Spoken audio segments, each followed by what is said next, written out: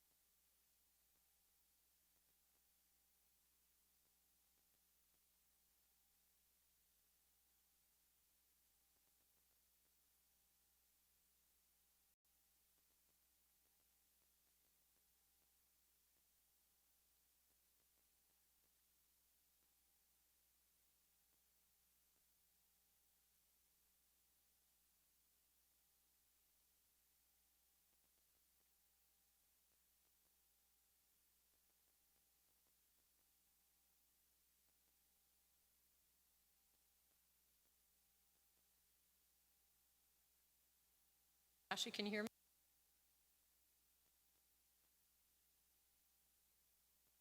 I can. Thank you.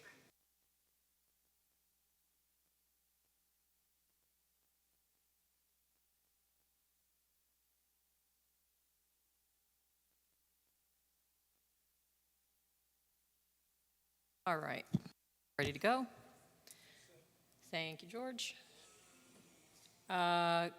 Good evening, everyone. This is the Tuesday, August 18th, 2026 Monroe Planning Board regular meeting. Alyssa, would you please do roll call? Curtis Kimbrell, Here. Pat Shea, Here. Bob Garstack, Here. Jeff Manson, Here. Bonnie Franson. Here. With that, we have a quorum. In the event of an emergency, I'd like to point out the fire exits. There are two in front of me behind the audience. Another is the main entrance where you came in, and then another out in this direction to the patio. With that, let's all please stand for the Pledge of Allegiance.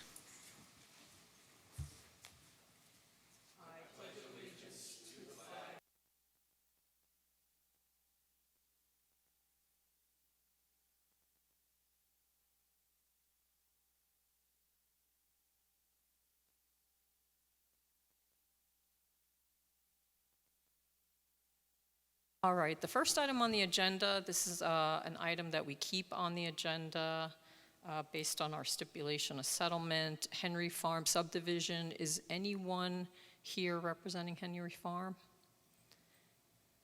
All right. So for those who may be here for Henry Farm, if the applicant isn't here, we can't take public comment on it. And so you just need to keep an eye on when this reappears on the agenda. Next on the agenda is the public hearing continuation for 20 Owen Drive. Good evening. And if you'll just state your name for the record. Yep. Good evening, Joel Mann. Thank you. Brachman Associates, on behalf of the applicant. So the last meeting, I believe you kept the public hearing open for a couple minor things. I think the biggest thing was to get some feedback from the Village of Monroe Planning Board that we received.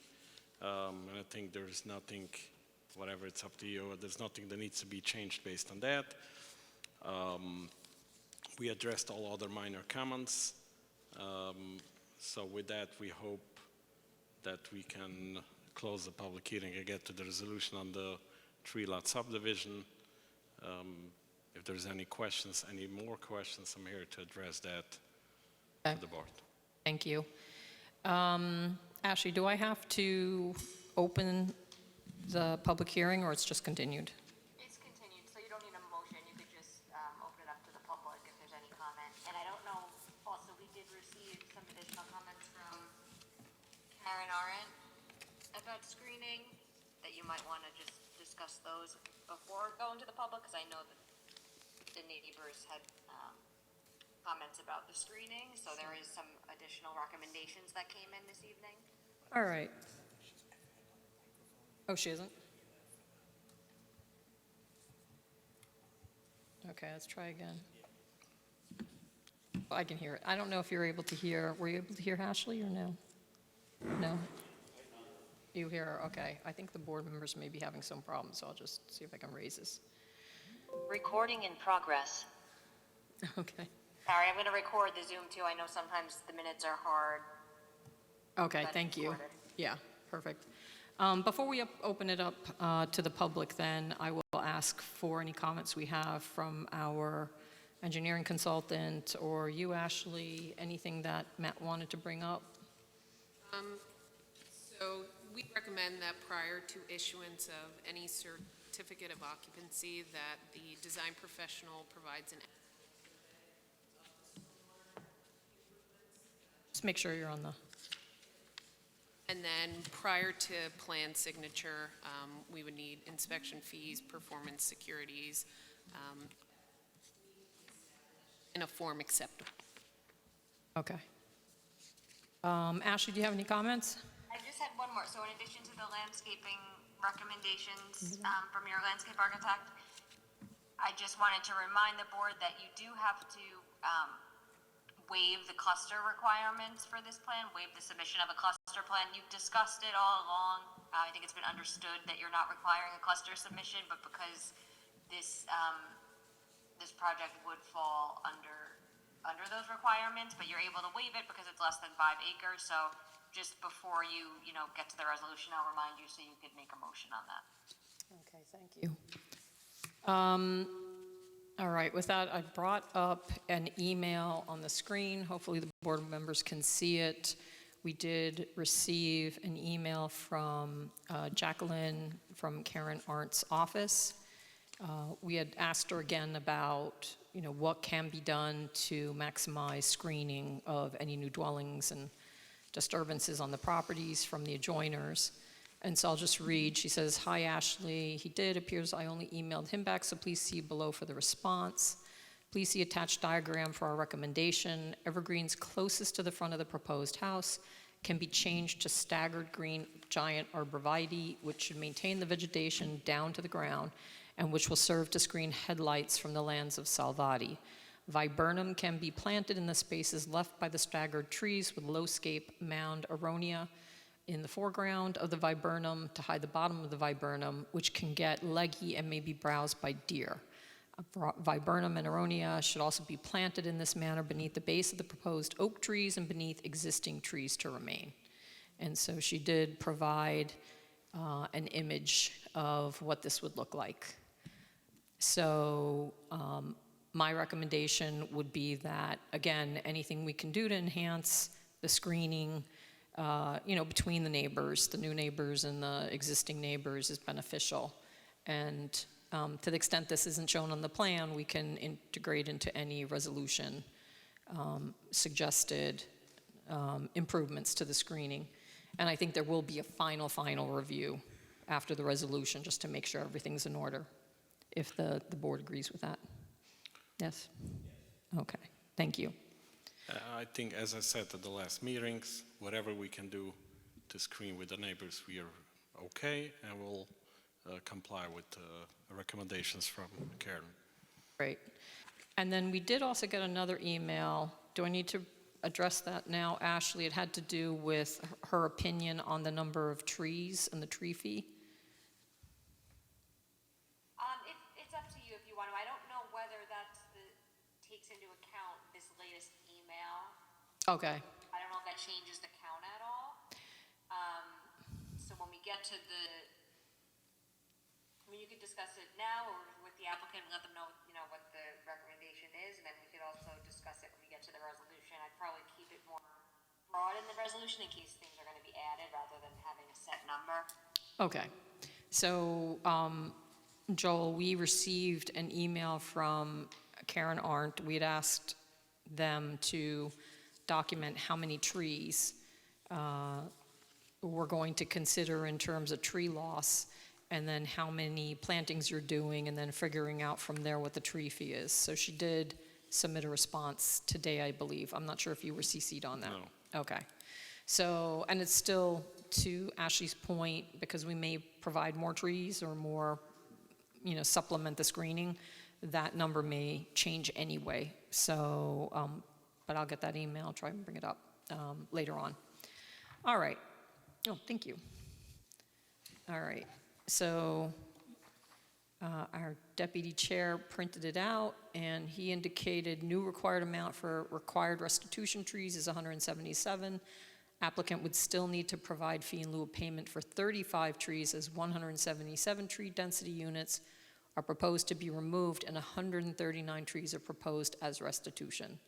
So right now we have 35 trees, So, or we can add that 35 trees somewhere, based yes. on, Yep. okay. And well, it might be since- best served by Since we're anyway doing some the screening. updates, so we'll discuss internally, we'll see what we are changing. Yeah. Perfect, thank you. All right, so with that, we're going to open the public hearing. We did have a sign-in sheet, and the first name on the sign-in sheet is Tom Lawrence.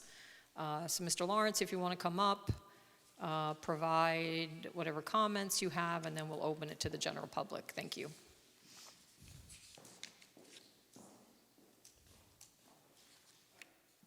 Good evening.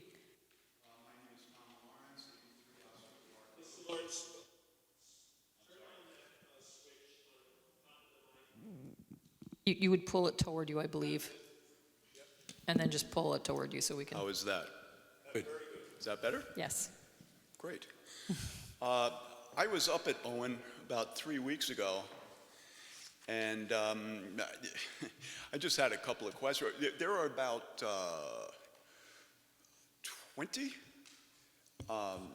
foundations that are just out there that have, I don't know when they were poured, but it had to be a number of years ago. Now, I'm not sure it was this particular development, but just right up the road from that, you've got about 20 poured basements with nothing. Somebody approved this sometime. I don't know what the development was called, but this thing isn't finished. It's nowhere near being, there's nobody working on it.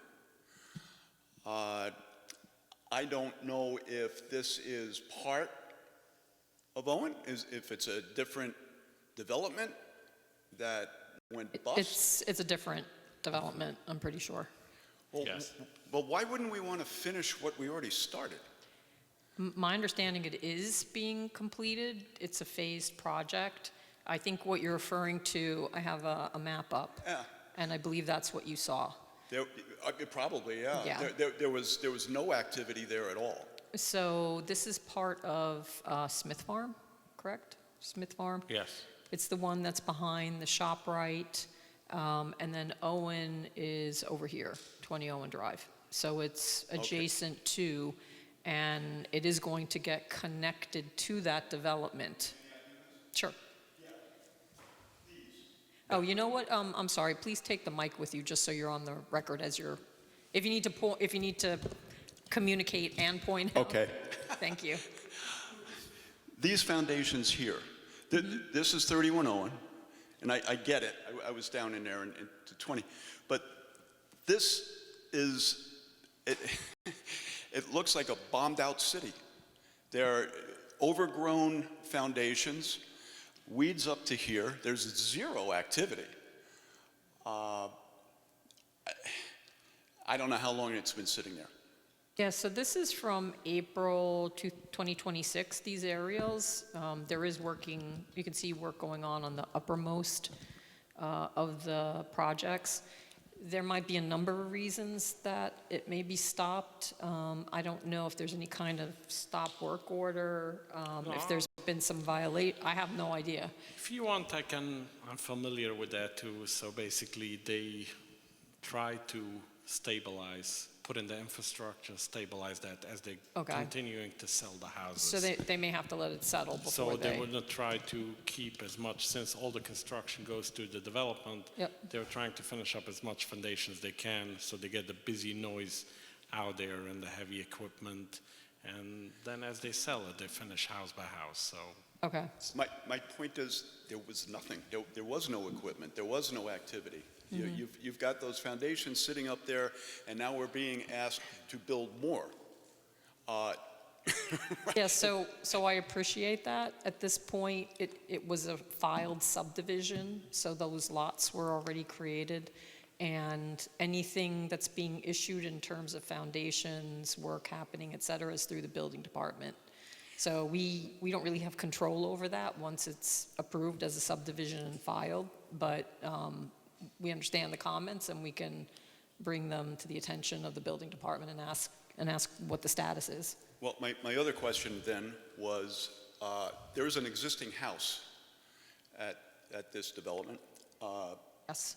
The house built probably, if I'm guessing, somewhere in the late 70s. It's a perfectly good home. I don't understand why we have to take it down to build more. I don't get it. I just don't understand the whole thing. So, thank you. Thank you. Is there anyone else who would like to speak to 20 Owen Drive subdivision? Anyone here? Yes, ma'am, please come up. And you'll come up to the mic and then state your name for the record, please. And this is 20 Owen.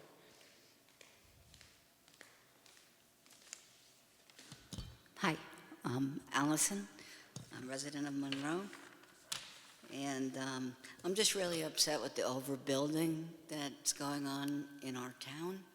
It's really taking away the beauty of the woods and the atmosphere. And as you can see, those concrete things haven't been touched and you're asking for more land. Meanwhile, there's so much land that still hasn't been built on in the annexed part of Palm Tree. That I don't understand why we're giving more and more and more land when we really need to protect our environment for our animals and our future as well. For new people coming in from the city, they don't want to see multi-rise buildings. They don't want to be turned off by what you see near the high school. So I hope that this is not the start of one of those multiplex communities like near ShopRite. It really is an eyesore, and it's not a good look for Monroe. Monroe's supposed to be a countryside, scenic views, and if this is going to impact any of the wetlands or the Appalachian Trail or anything like that, I say you say no to this whole development and at least put a 3-year stop building on all of these proposed multiplex things trying to be brought to your attention. I don't think it's necessary at this point. They have a lot of land on 208 that is not built. They have a lot of land all over the place. So we really need to save our land for our animals, or the future of our children as well. It can't just be one-sided. Thank you. Thank you.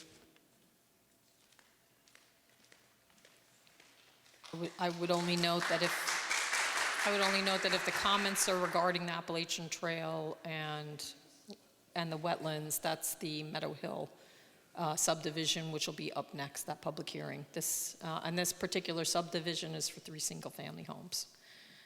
Anyone else want to speak to 20 Owen?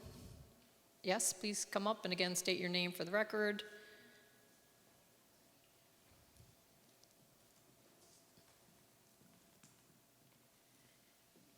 My name is Marinella Liga, I just, my thought process is, can the area and our utilities and everything that we have established now handle the building. I'm sure Mr. Mann is a very nice person. So I just, I wonder, are we within the rules of the DEC? Are we, considering the water usage and, like, how is all this sustainable? So I just want us to enforce the protections we have for the environment, for our water, for our sewer, just the basic stuff. And I want to hopefully uphold it. Of course, people own their land and have the right to do as they please within certain parameters. And I believe that we need to respect those parameters.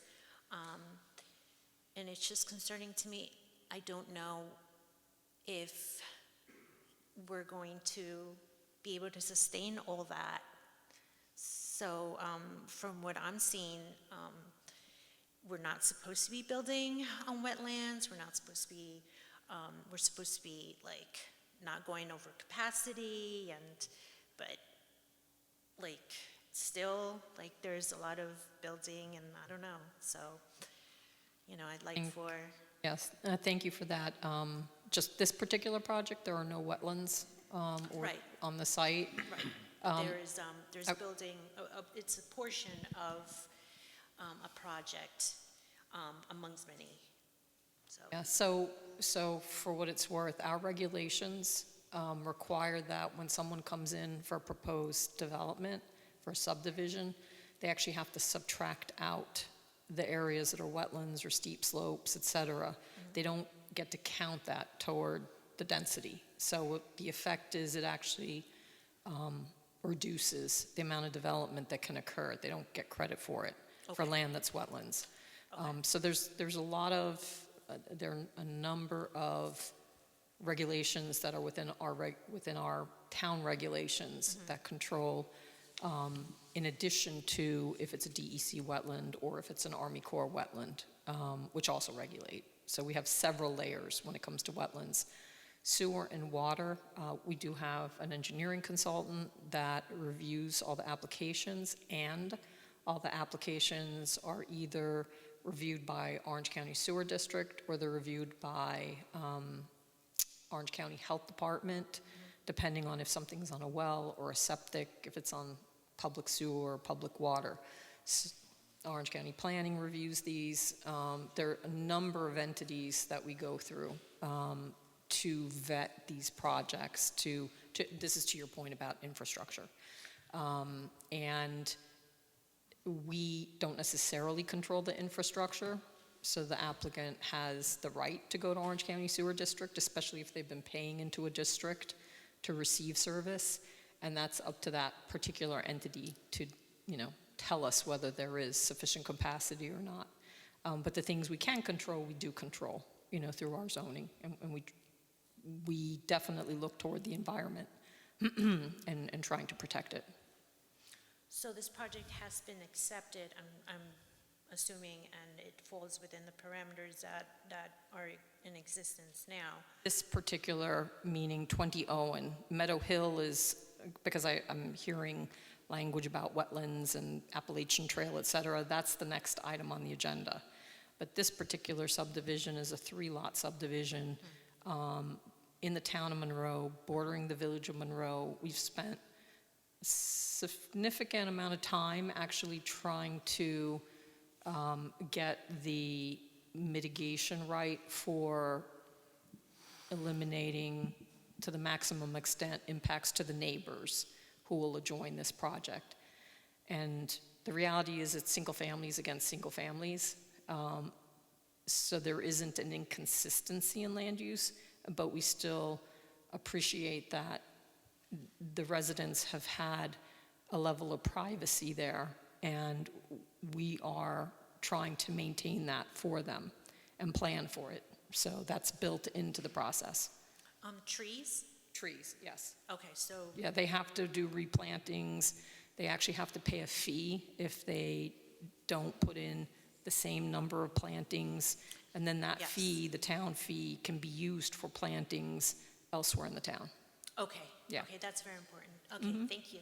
You're welcome. Just to add one more thing, the lot sizes are 4 times the minimum requirement in that district. And we had some layouts to do like 6 lots. We didn't want to max out the lots. We want to make sure that there's enough separation between the neighbors. Even you deduct everything, even the net lot area, you have twice or 3 times the amount.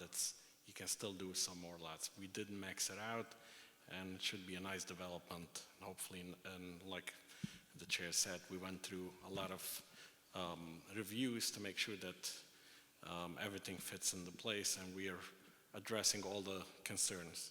Yeah. How long have we been at the review of this one? When did you submit your application? 23, 23. Okay. yeah.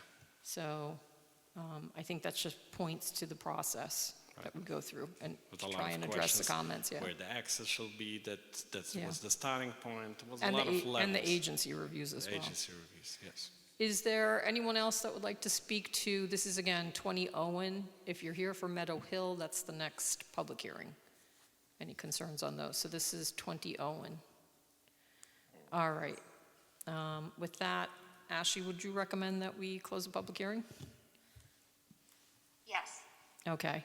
So we are going to close the public hearing. As the board is aware, we actually did receive an extension of time. Normally, we're not allowed to extend it this far out, but the applicant did indicate that we would be able to hold a public hearing beyond the typical time period, just so we could iron out these details. So unless the board thinks otherwise, I will take a motion someone make a motion to close the public hearing, please. So moved. Second? Second. Alyssa? Curtis Kimbrell, Aye. Pat Shea, Aye. Bob Garstack, Aye. Jeff Manson, Aye. and Bonnie Franson. Aye. All right, with that, the public hearing is closed. As our deputy... Madam Chairman, Yes. might be appropriate at some kind of explain what the limitations of the town board when it comes to these matters. Okay. I think a lot of people are under the impression that we Okay. So are you referring to the zoning, or are you referring to... you know, zoning, it's not, I mean, we can do SECRA, environmental review for the properties and that sort of thing, but I notice a lot of the questions I get from people really have to do with matters that are approved by the town board and not by the planning board. When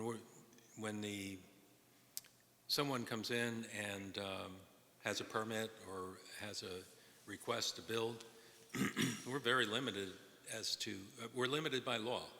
And there's a lot of case law, rules and regulations that we have to go by, and we don't have the authority to do a lot of things that a lot of people think that we can do.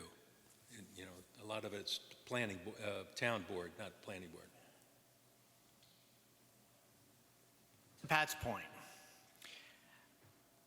so there's multiple facets that are involved in what gets built in Monroe, and different aspects of the town government that handle different aspects of that.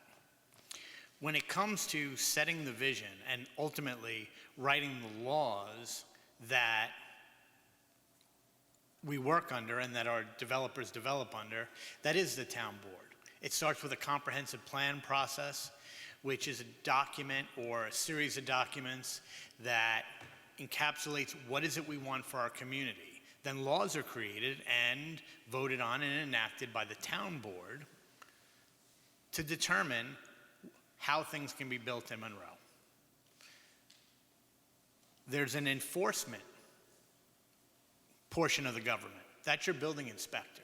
If things aren't happening the way that they're supposed to happen under the law, that's our building inspector, who handles also code enforcement. There's a judicial portion of the government. That's our zoning board of appeals.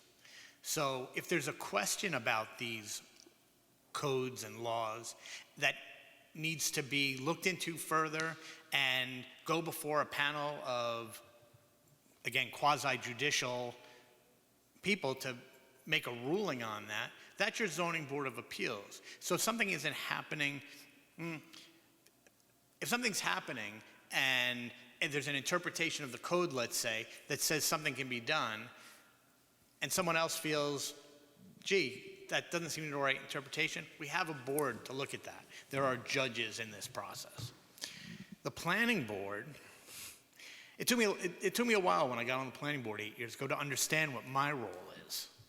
Our role is administrative. Projects are presented to us. There's two things that we do here. The first thing is we say, does this project fit within the laws and the codes? If it doesn't, then it's not a project that can happen.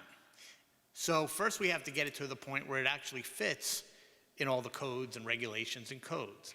Once it does, we work as your representatives to help make that the best possible project that's allowed on that property.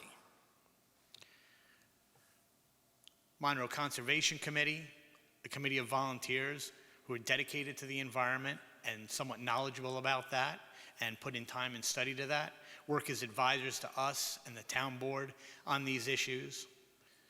We have all kinds of consultants that we work with, professional consultants on water, on sewer, on wildlife, depending on the project, on traffic. Any issue you can think of, we have a professional consultant on that. We work very diligently on what we're doing on your behalf. But I think to Pat's point, if you want to affect change, if you want to influence a particular project, you're in the right place. If you want to affect change in how building is happening in Monroe, I don't get to decide that. But I do get to look at the individual projects and make them the best possible projects they can be and make sure that they do abide by our codes. If the building doesn't work for you, then we got to change the codes. So I'm so grateful to see people out. I'm so grateful for all the emails that we've gotten over the last week, because it shows people are involved, people are engaged in the process here at the town boards. But understand what the different roles of the different parts of government are, and then come and help us do the best job we can for you. Thank you, Jeff. All right, with that, Ashley, we did resolve that you should prepare a draft resolution for this application. So I'm going to bring that up. And if before you start reviewing that, if the board would consider approving a motion to waive the requirement that a cluster plan be submitted pursuant to Town Code Section 57-21.7B2. Those are the cluster waiver provisions, correct? Yes. All right. So I will make the motion that the planning board waive the cluster subdivision regulations for this particular subdivision, given the fact that it's 3 lots and it meets the waiver provisions. The applicant's proposing a conventional subdivision. If I could have a second, please. Second. Alyssa? Curtis Kimbrough, Aye. Pat Shea, Aye. Bob Garstack, Aye. Jeff Manson, Aye. and Bonnie Franson. Aye. Okay. Ashley, I brought up a version that I think I got on the 13th. I sent one around today. Okay, let's see here. you want, I could send it now. I may, you know what, I may have put it in my August folder. I have it, 8/18. Okay. Yes. Okay. And I have some red lines I've been working on, that I'll just call out as we get to them. Okay. All right, so this has been received by the board. This is resolution of conditional approval, preliminary and final subdivision for 20 Owen Drive LLC. So nature of the application, this applicant, 20 Owen Drive LLC, they applied for a 3-lot subdivision. The parcel is 3.51 acres. It does have an existing dwelling, driveway and septic that will be raised, and each lot's proposed to contain a 5-bedroom, single-family detached dwelling.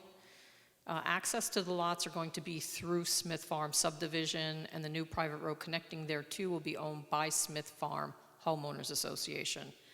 So specifically, you're not attached to the roads that lead into the Village of Monroe. Emergency access gate that separates Smith Farm from Owens Road will be relocated beyond the Lot 1 driveway to ensure the 3 lots will utilize the Smith Farm roadways. Dwellings will be served by private wells and municipal sewer connections. This property is identified on the Town of Monroe tax maps as parcel 3-1-9.1. This is in the URM Urban Residential Multifamily Zoning District and partially in the SR20 Residential Zoning District. The resolution has a recital of the plans and submissions that have been made to date. History, this application was filed back in December 19th, 2024. Public hearing was opened on February 17, 2026, and it's been held open to this date, August 18th, and we just closed it. This is an unlisted action in accordance with the seeker regulations. We are the lead agency. We've declared our notice of intent to be lead agency, and the board issued a negative declaration on July 21st, 2026. This application was exempt from referral to the Orange County Planning Board as it's a minor subdivision. And this was referred to the Village of Monroe as required by 239 NN of the General Municipal Law. And so then we get into our findings, and the findings are general findings that we have to make with regard Bonnie, to... if I could just back up to the history. Sure. So the date of the application, that was an error, is actually July 28, 2022? July 28. Yeah, 2022, and then I've added in a sentence under the date of the application that says, as the subdivision involves less than 5 acres, the planning board has waived the requirement of a cluster plan submission pursuant to Town Code 5721. And where is that going? That sentence I was gonna put right after where it says the application was filed on July. Okay. So you'll add a sentence about the About the waiver. waiver for cluster subdivision. Okay? Thank you. All right, getting back to our findings.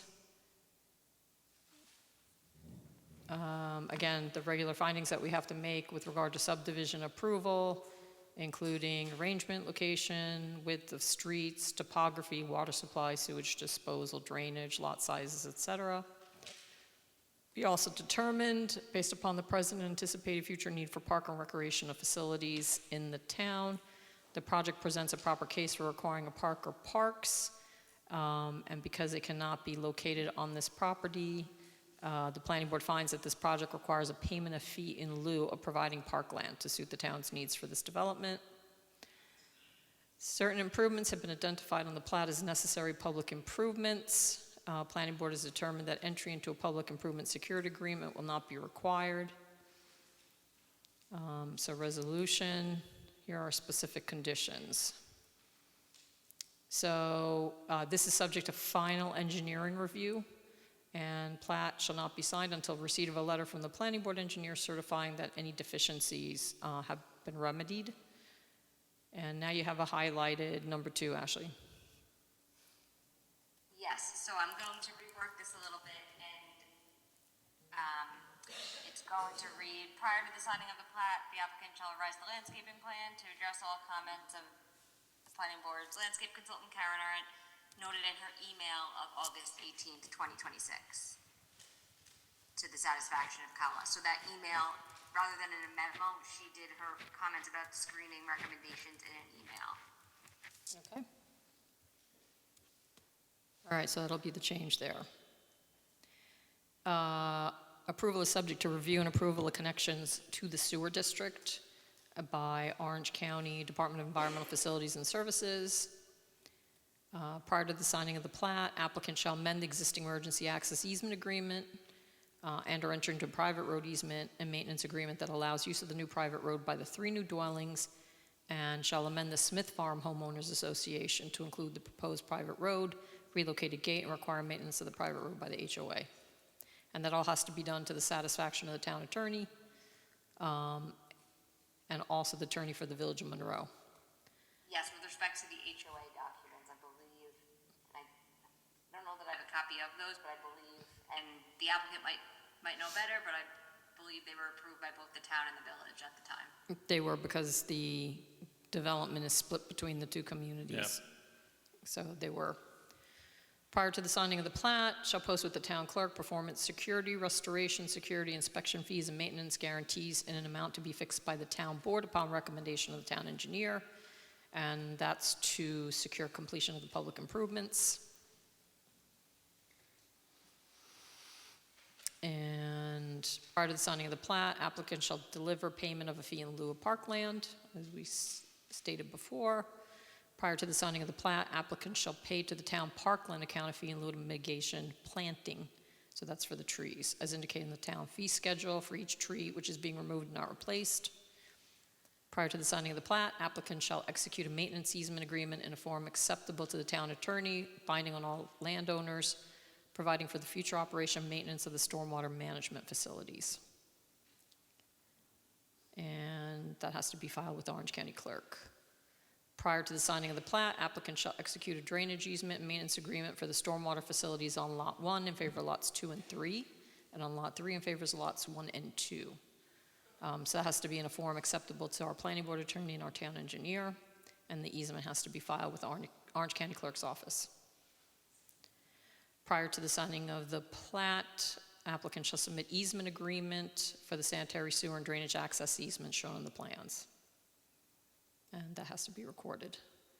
No building permit shall be issued unless and until the building department receives proof of filing of the easements, maintenance agreements, and deed restrictions.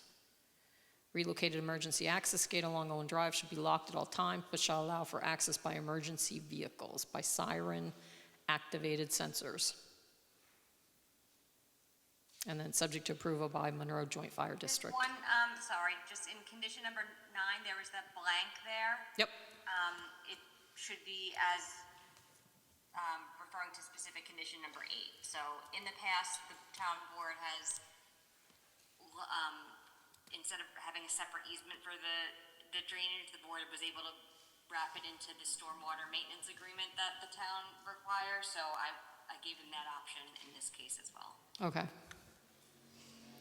We were up to 13. All construction vehicles shall access lots through the adjacent Smith Farm development. Prior to issuance of a building permit, all utilities shall be properly marked so as not to interfere with the Village of Monroe's existing 12-inch water main or other utility infrastructure. Prior to issuance of a building permit, applicant shall provide the planning board with written acceptance from Orange County DPW for the proposed sanitary sewer lateral connection. Prior to issuance of building permit, applicant shall remove the existing septic field and septic tank on Lot 2 in accordance with Orange County Department of Health procedures and standards, and provide the building inspector with a certification from a licensed professional engineer upon removal of same. I think some of those standards for elimination of the septic might be New York State Department of Health. Yes? Okay. Can we just add there, in accordance with Orange County Department of Health and New York State Department of Health procedures and standards, Ashley?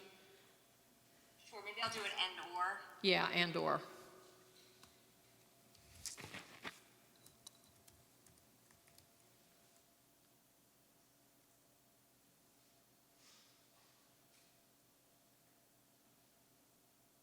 Okay, and we'll just add a note on the plan to that effect, because I think there's I forgot the acronym for the standards, water AWW something standards, so that can get added to the map. Applicant should comply with the DEC. You want me to add into that condition that a map note should be added prior to the signing of the plans? Yeah, I would like that, because there's actually specifications.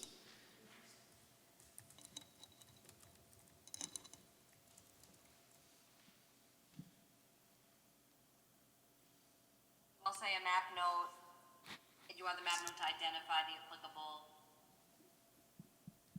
requirements? Yes, So I'll say a map note to this to effect to the applicable standards identifies the applicable standards. for Shall be- closure. We're not closing any wells, are we?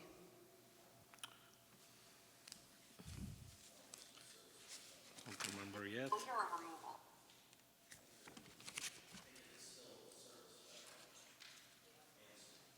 Lot 2, existing well Which will be used by lot. by Lot 2. Okay. So there's no well closures, because we Right. would need a note for that too. Okay. All right, so I think that's covered. You got that, Ashley? So I'll say a map note to this effect that identifies the applicable standards for removal shall be added prior to the signing of the plat. Yes. Okay. Applicant shall comply with the DEC tree removal restrictions, limiting all tree removal to between November 1st and March 31st, to avoid impacts to Indiana bat and northern long-eared bat and their habitats. All landscaping and trees shall be maintained in a healthy and vibrant condition at all times for the duration of the use to provide visual screening and protect the woodland character of the area, and shall be replaced if damaged or otherwise destroyed, so as not to inhibit their screening ability for the life of the use. All planting shall be replaced in kind. Any substitution shall require planning approval. So that's, again, to maintain the screening between the new and the old homeowners. Light levels shall be limited so as not to result in objectionable lighting. All fixtures shall include non-glare full cutoff shields, so no off-site glare will result. The fixture shall meet IDA, LED, or green globes criteria for nighttime friendly or dark sky lighting. Color temperature cannot exceed 3,000 Kelvin. No pole-mounted lighting shall be permitted, excluding standard decorative residential lighting. Approval relies upon a drainage study or other evaluations by planning board based upon the structure size shown on the plat. No building permit for a structure larger than as shown on the plat will be issued unless a new drainage study satisfactory to the planning engineer has been submitted and approved. And then no disturbances to the lots are permitted beyond that shown on the approved plat. Then we have our standard note, outdoor fixtures and amenities. Nothing is being approved beyond what is shown on the plan. And then we have our standard general conditions for the approval. Board members, anything else you can think of that we should add at this point? No? Okay. So with that, I will make a motion that we approve the resolution of conditional approval, preliminary and final subdivision for 20 Owen Drive LLC, project number 207-2022, as amended this evening. May I have a second? Second. Alyssa? Curtis Who was the Kimbrell. second? I'm sorry. Aye. No, Bob? that was It was Bob. Bob, you seconded? Yes. Yes. Curtis Kimbrell. Aye. Pat Shea. Aye. Bob Garstak. Aye. Jeff Manson. Aye. And Bonnie Franson. Aye. With that, the motion passes. Thank you very much. You're welcome. We made a mistake because the application was in 22nd. So not, 23rd 22. was the PMP plan, but I started with my sketches, so it's 4 years. Oh, 4 years, okay. Thank All you very right. much. Thank you. And I will save that and get on to the next agenda item. All right, next public hearing is Meadow Hill subdivision. This is a new public hearing. Ashley, we'll have to open the public hearing, correct? Yes, that's correct. Okay. So before Ryan starts his presentation, I will make a motion that we open the public hearing for Meadow Hill subdivision located on Lakes Road. May I have a second? Second. Alyssa? Curtis Kimbrell, Aye. Pat Shea, Aye. Bob Garstack, Aye. Jeff Manson, Aye. and Bonnie Franson. Aye. Thank you. We'll give Brian a little time to set up here. And I'll put the plans on the screen.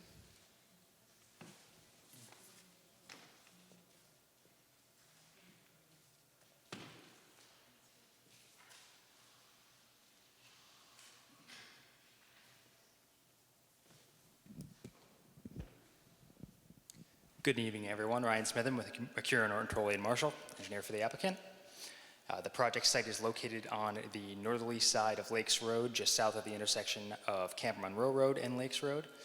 The project site contains 12.6 acres of land located in the RR1 zoning district.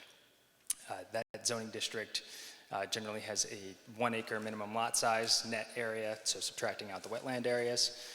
This project is currently proposing a cluster subdivision, which reduces the impacts of the project to a smaller area on the site. A total yield plan was first submitted to the board back when this project started, back in, I believe, 2018 was the first iteration. It's gone through many iterations since then, and back and forth with the board members. And is currently proposed to you as a 6-lot subdivision along the northerly side of Lakes Road. There are 3 individual wetland areas on the site.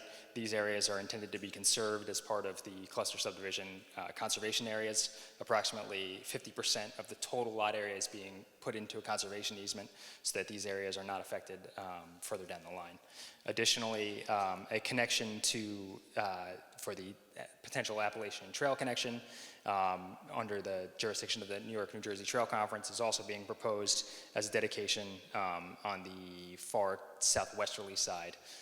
That connection would then connect into a large conservation area that further recently approved Oakwood subdivision in the town of Chester. Potentially, the trail connection would then follow through the conservation area on the Chester side and connect to Camp Monroe Road to the northwest. Each of the, just see which one's the next best one. There we go. Each of the proposed dwellings is shown to be served by an individual proposed well and sewage disposal system.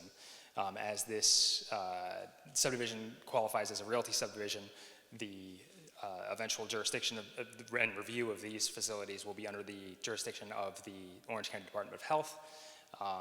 We cannot move on to the Department of Health until this board has granted a preliminary approval, but the planning board engineer and hydrologist have reviewed both the sewer designs as well as the well locations, and additionally a test well was drilled on lot 1 of the subdivision. A water quantity test was completed to demonstrate that it has sufficient water for New York State and Orange County regulations for wells. Additionally, water quality testing was completed to make sure that it meets all of the New York State and Orange County regulations for water quality, including PFAS, bacteria. All the required testing was completed and showed no parameters above the regulated amounts. Lots 1 and 2 will be served by, I think, a shared driveway and some additional clearing will be completed along the front of the lot to increase sight distance along Lakes Road in this section.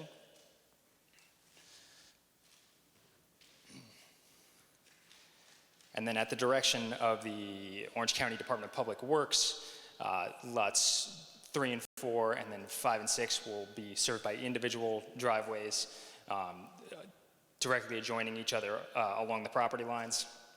Again, sewage disposal systems are proposed on all of these 4 lots, as well as wells towards the front of the lots. This section of the property was encumbered by a large area of ash trees, which have since died due to the ash borer beetle. So we've concentrated the majority of the development in those areas so that not so many trees have to be removed. I think that's a good summary, and I'm here to answer any questions that the public or the board has for me. Thank you. Thank you. I'm just going to read into the record. We did receive a letter from Chester, correct? Thank you. I was going to bring it up on the screen too, so let me just see if I can get this.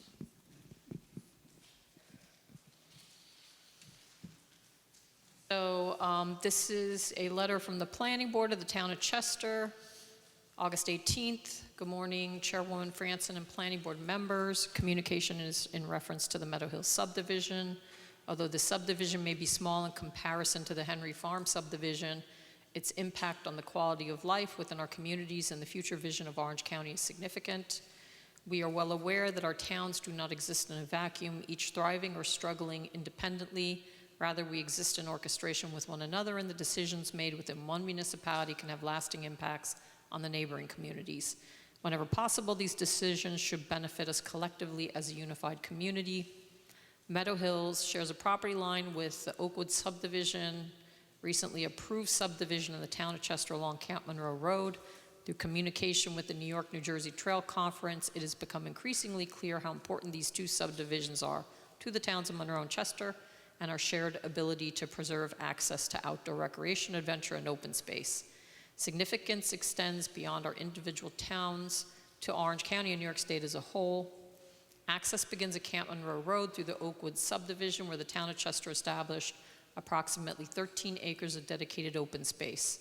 This land serves not only as permanently preserved open space, but also as a critical conduit to the Meadow Hills subdivision, which in turn provides access to the Appalachian Trail system. This connection is monumental. Appalachian Trail has long provided opportunities for outdoor recreation, wildlife preservation, and healthy living while fostering an appreciation and respect for our natural environment. The 6-acre portion within Meadow Hills may appear small on paper, but its importance is far greater than its acreage. It is the critical piece that can provide access to a trail system stretching approximately 2,197 miles. This portion of the Appalachian Trail also carries particular historic significance to Orange County, as the first section of what would become the Appalachian Trail was opened in this area in 1923. For these reasons, it would be in the best interest of both of our towns, Orange County and New York State, for Monroe to pursue the dedication of these approximately 6 acres as permanent open space in perpetuity, rather than relying upon a 5-year conservation easement. In the context of land development and construction, 5 years is simply not a meaningful period of preservation. Once an opportunity such as this is lost to development, it may never be recovered. Town of Chester has already demonstrated its commitment by securing approximately 13 acres of dedicated open space with Oakwoods. We respectfully encourage the Town of Monroe Planning Board to continue that effort by working with the Meadow Hills applicant to permanently dedicate the adjoining 6 acres. Together, these parcels can create something far greater than either could accomplish independently. We can cite statistics all day long, but ultimately the equation is simple: preserve, expand, create. Preserve what has been entrusted to us, expand upon it when we have the opportunity, create opportunities for our communities to experience the outdoors and enjoy a better quality of life for generations to come. As a planning board, you have an opportunity to make that lasting impact by encouraging the applicant to come to the table with 6 acres of permanently dedicated open space, just as Chester did with its 13 acres. In addition to the potential to expand our shared open spaces, this proposed project will exist, as previously stated, near existing Chester and Monroe properties neighborhoods. It also exists near other proposed development in Monroe, Henry Farms. The impacts to traffic, environment, water quality of nearby wells, and general quality of life in the area are growing concerns for our residents. The totality of the existing neighborhoods and the proposed developments need to be considered when approving new development. We hope that all of this is being taken into consideration and all proper testing and planning is being completed by the Town of Monroe and the developer to ensure there are no negative impacts on existing properties in Chester and Monroe. before any approvals are granted by the Monroe Planning Board. It is in your hands. Respectfully, Jackie Elfers, Interim Chair, Town of Chester Planning Board, and Brandon Holdridge, Town Supervisor, Town of Chester. So that is entered into the record. Do you want to touch upon the conservation easement quickly and status in New York, New Jersey trails? Absolutely. So it sounds like from the Town of Chester's letter that they're slightly confused about the difference between the dedication area and the conservation easement. I believe specifically in the Oakwood subdivision, there was a large tract of continuous land that was able to be dedicated at the rear of that property. That property was, I think, 26 acres in size. So that 13 acres was easily cut off from the rest of the subdivision. This subdivision is a road frontage subdivision that is stretching from left to right rather than from back to front. So rather than a bowling alley, we've got this stretched out in front of us. So the ability to take 6 acres off of this parcel is not in it's not in kind with that subdivision. These areas are being put in conservation easements, which will prohibit construction and will be controlled by the town of Monroe as to what can be completed in those easements. It's not a strict dedication of land. I'm not sure where the 5 years came from, but that is a permanent conservation easement on those areas. The dedication area is the small strip intended for the trail on the southwesterly side of the property. That is intended for a trail connection to the larger parcel at the rear that is 13 acres in size being conserved in the town of Chester. I think that pretty much covers it. Is there a specific question? So I think the conservation easement, that's not a 5-year conservation No. easement, that's a in perpetuity conservation easement. Correct. The question I don't think we've yet solved is who's going to hold the conservation easement. Typically, it would be with the town of Monroe. Correct.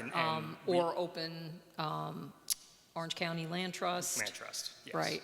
And yeah, I mean, there's a number of entities that could take it over. The I applicant believe didn't have. the 5-year may have been associated with you. My Yes. recollection is you were going to offer for dedication the trail, and that they had a certain time frame within which to exercise that. If not, my understanding was that then that little piece that we show as potential trail extension would become part of the conservation easement. Correct. So we'll need to make sure that's shown correctly. I think the question does become, okay, so my understanding, and Ashley, if I'm incorrect, please let me know. When it comes to conserving land, having conservation easements, dedications, I don't know whether we can compel someone to give us land. Having said that, I think I would like to know if the developer would offer any portion of this southerly piece of the property that's shown as in conservation easement for dedication beyond the trail extension. I don't know if that's been thought of, but I think we'd want to know from them whether they would entertain it. That's a discussion we can have. Okay. Absolutely. You are correct there, Bonnie, so they can't be compelled, but certainly they are able to donate the land if they would like to. Okay. That was my understanding, so we can't make someone give up the land.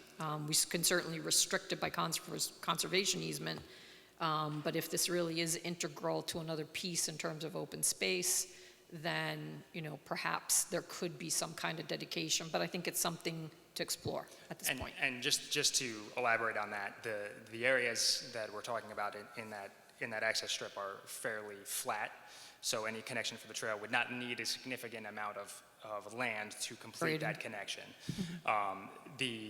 The benefit of Lot 1 retaining even a conserved area an area in a conservation easement is that they could still use that land for recreational purposes. If they don't own that land, they can't use it. So it could be very attractive to someone to have that land on their property, even if it is part of a conservation easement. So just wanted to make that clear before we got further into widening that dedication beyond you. what's needed. All right, with that, I am going to call up individuals who have signed up to speak, and then after we go through that list, if there is anyone else who would like to come up and speak, they can. We just need your name and your address for the record. First name on the list is Tom Lawrence, 83 Osseo Park Road.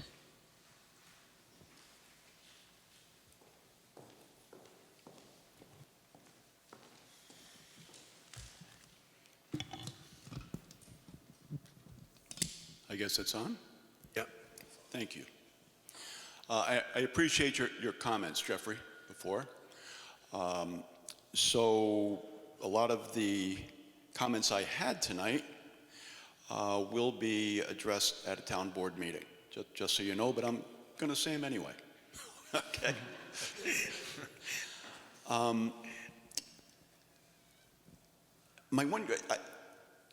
Growing up and driving out onto Lakes Road, I always thought this land was parkland anyway, because it was getting onto the Appalachian Trail, and I was surprised that we want to put 5-bedroom homes with septic systems real close to wetlands going out to Greenwood Lake.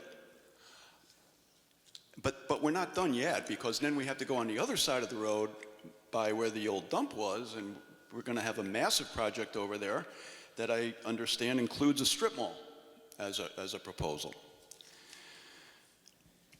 Does the town benefit in any way from these new developments? Does the town benefit from pristine forests, clean lakes, and less crowding?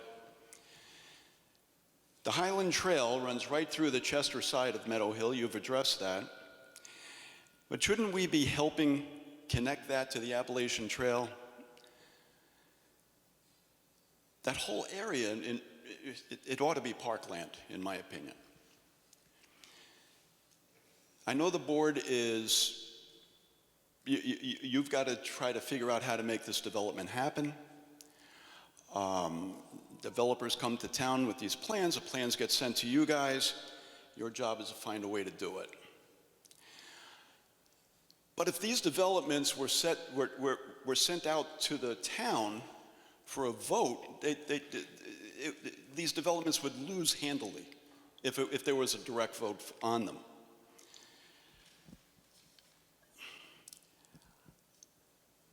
And again, this is going to be for the town board. Okay, this is where the town board comments come in. I'm asking you to postpone a decision here for at least the next 90 days. During the 90 days, I want to explore every avenue that I can think of, along with the help from fellow citizens, to bring resources to the town, whether they're federal resources, state resources, county resources. This doesn't sit well.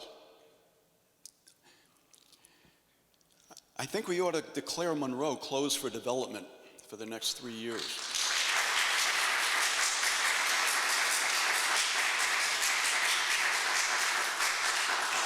We should especially have no new development of forest lands, pristine forests, for crying out loud. Go to Newburgh and build. They need it. A 3-year moratorium on building would help us catch our breath. We'd be able to identify the lands that we absolutely want to keep, that you guys wouldn't have to make decisions on, that we could set aside for the future.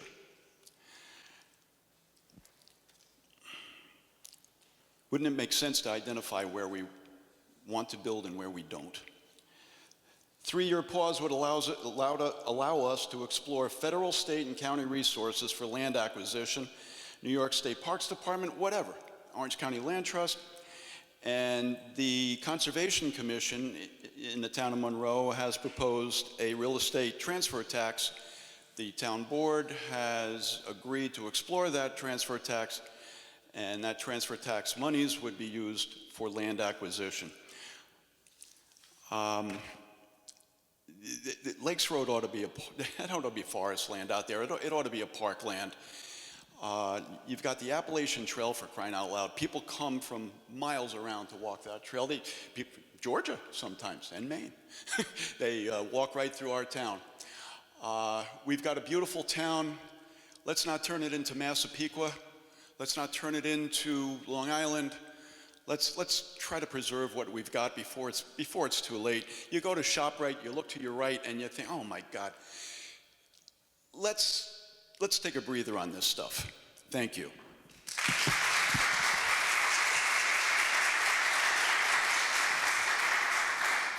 Thank you, Mr. Lawrence. I had just brought the map up real quick for the benefit of the public, so that you could see this is the location of the property here, and this is the Appalachian Trail.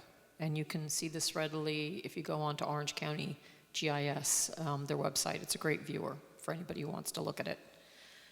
With that, next person to speak is Tracy Shu. You can come on up, Tracy. We generally don't have time limits on speaking. I know, 3 minutes is the typical, but we, generally allow people. We just ask not to get repetitive, or, if someone has said something already, you could say, I concur with that person. But again, we try not to put limits on these. So, I'm glad you said that, because I have 3 pages. It was timely then. Did you want me to bring some, you had an image, right? You wanted me to bring up? If you could, because I think there is some confusion. But just to expand on what you were talking about with the Appalachian Trail, just for everyone to know, it's the Highlands Trail that's running in front of this property right now that we're trying to get off the road. That leads to the Appalachian Trail. And it comes off of Camp Monroe Road right now. So on this map, you can see in the corner there, it kind of looks purpley because there's red in the top corner. The Oakwood subdivision is on the Chester side that is being developed, and the town of Chester negotiated ownership, not this 5-year easement to the Trail Conference, ownership of a trail link to get to this open space parcel in the back. Because the Trail Conference didn't, that's not what they can't commit to 5 years. This is a long-term plan. There's a lot of puzzle pieces that have to be fit together, and I didn't have time to give you all the bigger maps to show you how this connects. This is only like 500 feet away from another parcel in the town of Chester that can get up to the top of Belleville Mountain that has town of Chester land. I mean, there's all sorts of pieces that have to figure out. In the meantime, though, we're trying to get people off the corner of Camp Monroe and Lakes Road, which is for the Highlands Trail. So now we're going to have a reroute in here, but as you can see, there's no exit point. So yes, we want to get an exit point in the bottom left corner. And so the area that is being talked about is really too close to existing homes. Kennedy, all the rest of these houses, they're going to know that there's a trail being built, right? It's on the maps. But those people moved here, they didn't plan for a trail in their backyard. So I really think it makes more sense for the town of Chester to acquire through this process, a dedication would be nice, the corner piece of this property. Lot 1 would have to go through wetlands to get to that other part of the property. It makes more sense to have the wetlands as their boundary, and let's give the lower portion to the town to expand on this open space parcel. It'll help protect the wetland on that side. And it will give more flexibility to design a trail. You can't just pigeonhole, let's just put a straight line on a map and say this is where the trail's going to go. That's not how trails work. You can see we've already designed one trail that kind of moves around with the property. So the Trail Conference has not looked at that corner piece to see if this is where we want to put it, you know what I mean, for an exit point. So that still needs to be explored. I wanted to put it out there that I really think this makes more sense. And I can see where the town got confused, because I did too, whether or not I saw somewhere in the wording that there was 6 acres. And somehow I got confused as well that was something that you were setting aside as open space of the property that possibly... I believe it's total of 6 acres conservation easement. Yes. Well, that's why thanks for clarifying that. But I think my proposal still stands as to why I'm proposing that. I think that... I didn't even start reading my paperwork, sorry. Because Chester does need an access to Lakes Road from their parcel. I think it makes perfect sense for emergency purposes. The access point that we have on the other side is up a hill through a swale. It's not going to get an ATV vehicle through it. This would make much more sense for the town to own the property to get access from this angle. Like he said, it's a flat area in there, and that would just make more sense for emergency purposes for them to have ownership. And then they can work out an easement with the Trail Conference at a later date. And again, like I said, I just think that the wetlands also could be protected, because when you have wetlands on private lots, there's always leads to buffer violations, drainage problems, and enforcement headaches later down the road. And residents consistently say they want more trails and more preserved land. So this is an opportunity to deliver both. Placing it in a town-owned preserved open space creates a stable, predictable alignment that protects everyone's interest. In addition, preserving a larger dedicated trail corridor ensures that future homeowners, current neighbors, and the town all benefit from a well-planned, low-impact recreational asset. Okay, so that's all I wanted to say on that. But I did want this board to be looking at the bigger picture here and see what is going on the other side of the line. Well tests, I wanted to bring up about when Henry Farms 20 years ago did their well test, just so you know, they did have interconnectivity with the home on Camp Monroe Road, also on Pike Court, all the way in Chester. So there is an interconnectivity with this water. I heard at one of your last meetings about all the splintered aquifer, or whatever they said, your hydrologist had said, or engineer. But there is an interconnectivity. And then Henry Farms never figured out what the cone of depression was. They never really figured out how far that went. So we really don't know how many more wells are going to be impacted. But what we do know is now, between Monroe and Chester, we're putting 10 more homes in the middle of it. So my question to you is, with your approval, will there be requirements of off-site monitoring of the neighboring property at the corner of Camp Monroe Road, as well as the new lots under construction in Chester? Those residents didn't move here yet, so they don't have a voice here today. But they already got their approval, so we sure want to make sure that they get their water. So can you determine how much water the levels will drop when all 10 houses are active? And what would the recourse be once Henry Farms wells are active? It's already been determined by the DEC that there is a chance we're drawing all that water out with Henry Farms continuously all those years while sending the wastewater to Harriman could cause a reverse flow, and whatever is in that unlined landfill can get pulled into the groundwater. And private well users don't regularly test their water.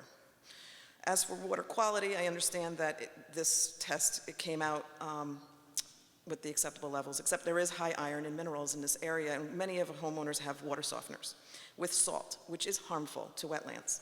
So I'm concerned about this project, particularly lots 4 and 5, if outlets are going into these wetlands. If a concentrated mix of chloride and sodium enters septic systems, drainage fields, or groundwater, it can migrate toward the wetlands. Science is clear: chloride and sodium from softeners degrade soils, harm aquatic life, and persist in the environment. So I don't know how you're going to mitigate that. Will you require these homes to have a home filtration for iron without salt? Or will we move these septics and these outlets from these wetlands and don't disturb these buffers and give these wetlands a chance to do their job? And speaking of wetland buffers, they exist for a reason. Once they're gone, they are the few tools the town has to prevent long-term flooding, drainage failures, and ecological damage before it happens. When an applicant seeks permission to build closer to a wetland than the code normally allows, the town is being asked to assume additional risk on behalf of the entire community. Wetlands don't function in isolation. Their hydrology, filtration capacity, and stormwater storage extend well beyond the visible boundary. When construction encroaches into the buffer, even slightly, it can alter grading, compact soils, change drainage patterns, and reduce the wetland's ability to absorb stormwater. Those impacts don't stay on the applicant's lot. They are affecting neighboring homes, roads, and downstream properties. Leaving these wetlands, so close to at least 2 of these lots, 6 and 3, are very concerning for me. Your comprehensive plan emphasizes protecting natural resources and reducing infrastructure strain. Granting a wetland buffer reduction moves in the opposite direction. The applicant may believe the impact is minimal, but the town must consider cumulative effects. Every encroachment weakens the system. For those reasons, I respectfully urge that you preserve your full wetland boundaries and avoid granting a permit that allows construction closer to this resource. Protecting the buffer protects the community. And I'm concerned about that the statement of stormwater runoff from the proposed action will just continue to flow through established drainage patterns, paths, and existing stream channels. Trout Brook watershed floods historically. The town of Chester has lost Pickerel Road washed out during the big Sandy, Trout Brook Road flooded, and even while all these years later, the other Oakwoods project, there was drainage coming off of that property, and that eroded. So water is coming from Sterling Forest, it's coming from across from Henry Farms, going through this project, going through Oakwoods, and it goes through the streams into Camp Monroe Lake, and then to Trout Brook, into Trout Brook. So during big storm events, these little stream channels become roaring rivers. And people downstream fear for their safety and their property damage. So I just want to bring that to your attention.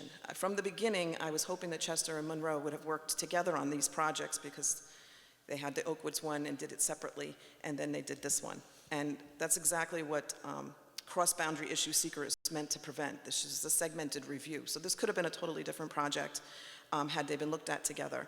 But now you do have, going to have 10 homes and no stormwater management other than to direct it into the wetlands. So that is why it is so critical for you to protect the wetlands as best you can with buffers.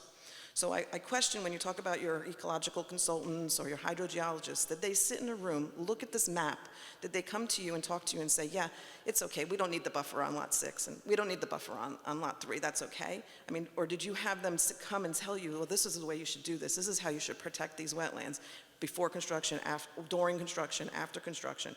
What's the best way? Because these really are important to this area, to this watershed. So anyway, I thought maybe it should be maybe a 4-lot subdivision, not 6, based on keeping those buffers intact.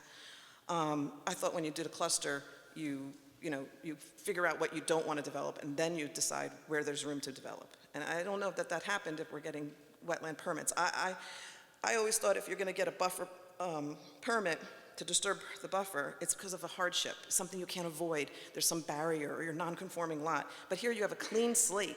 And you have the power to say, no, we want these buffers. So you have your consultants say that, then you have the authority. And if it got challenged, the courts aren't going to say your consultant over his consultant. If you guys do your due diligence and you can protect these wetlands as best you can with science. Anyway, so I wanted to just make sure that there's enough signage, there's enough protection during construction, before construction, after construction. These are very important to enforce encroachment and protect the integrity and functions of these wetlands because they are important to public safety. So I hope the hearing is left open for residents that may be hearing about this project for the first time because they might not be within the notification distance, but they are definitely far enough, close enough to be affected by the water situation from this project being cleared, combined with the town of Chester's project that's being cleared. It's the cumulative impact that I'm most concerned about. Thank you. Thank you.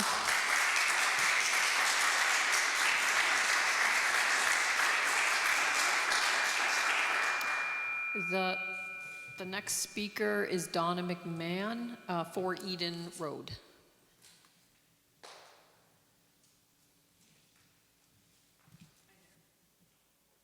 Good evening. So please bear with me. I've never done this before. This is my first time speaking, and if I'm speaking in the wrong place, I apologize. I'll practice for where I am supposed to speak. So actually, my biggest concern is the wetlands. I feel like the wetlands need more of a buffer, and just to remind you that wetlands, they filter water, they store flood water, they provide habitat for wildlife. Also, they're a migratory pathway for all my favorite little monarch butterflies who eat the swamp milkweed that are growing in these wetlands. So, they've had some really serious decreases in the past few years. So that's why I have milkweed all over my backyard, because I'm trying to provide space and food for them so they can survive, because they're important. They're all important. But my biggest concern is the proximity to the Appalachian Trail, and also I feel like those wetlands need more of a buffer. And one of my concerns is and we can't control this, is I live on Eden Road. I am the only person in my neighborhood who has a flower garden in the front of my yard. I was actually I actually received a variance, or no, not a variance. I received almost a fine because I had trees growing over my roof from this board, you know? So, yeah, it was like I don't last think it was year. our board. Last year, no, not, it was maybe the building, Maybe the building yeah, department. it was the building department, yeah. Yeah. I had trees over my roof, so they were gonna fine me up to $1,000 a day unless I cut them down. But the thing is, I am the only person in my neighborhood who has a flower garden in my front yard. And I have lots of butterflies, which I absolutely love. I have lots of pollinators. I have my favorite author is a fellow named Douglas Ptolemy, who's an entomology educator down in Pennsylvania. And he talks about turning our own backyards into an ecosystem, which is what I do. I'm concerned that these people who purchase these properties are going to use pesticides or herbicides on their property. It's a bad thing, because when I worked at Wyeth Pharmaceutical and they fed beagle dogs herbicide/pesticide, every single dog died before the end of the study. None of them survived. I do not support using pesticides. Everyone in my neighborhood uses pesticides. They put their little flags up. It's not good for the environment. It's not good for birds. You know, like I said, if a pesticide like that kills a beagle dog, what's it going to do to a migrating bird? You know, it's like, I feel like I'm sad because I've lived in this town in Harriman for 35 years, and what I've seen, like I remember the day I drove past Nininger and 105, and every tree was cut down for acres, and it broke my heart. And then I found out those trees were cut down when they were cut down because they wanted to do it before the migratory bats came in, and they didn't want, they didn't want to have an effect on when they could cut down their trees. So they did it before they all started to live in trees. So, but I kind of am very passionate about this. I'm concerned about how the septic is going to affect, actually, I'm actually concerned how putting two houses in between two areas of wetlands is going to affect those wetlands. And who's going to police those wetlands? Like, one of the things about to go off tangent, the Conservation Commission is that we're the tree police, or the Conservation Commission is the tree police. But the thing is, who's there to do the checking? Who's checking to see who's cutting trees down? There's nobody there to enforce it. My one neighbor, 3 houses down 2 years ago, cut down every single tree in his backyard. So who's there to enforce these things? Who's there to enforce that the wetlands are going to be protected and that they're healthy wetlands?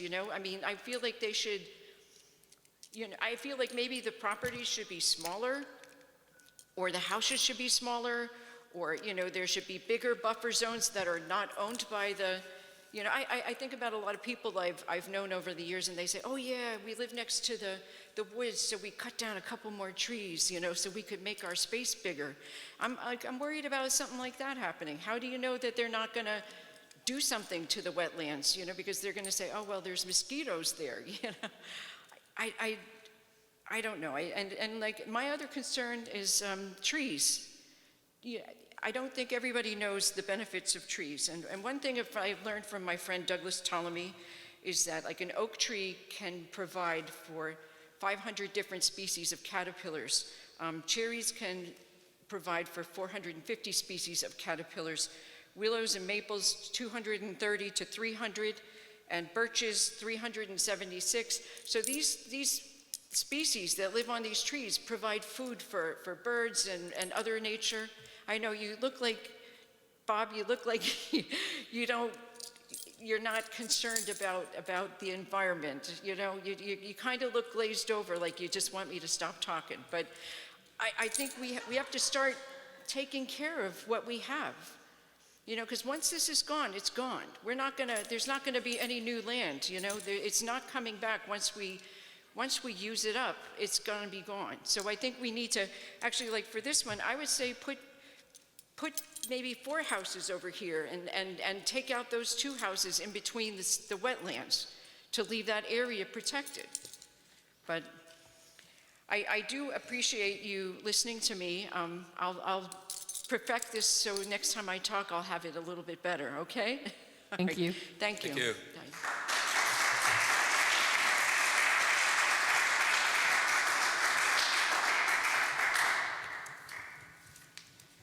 Next person on the list is Allison Priest, 24 Lakeview.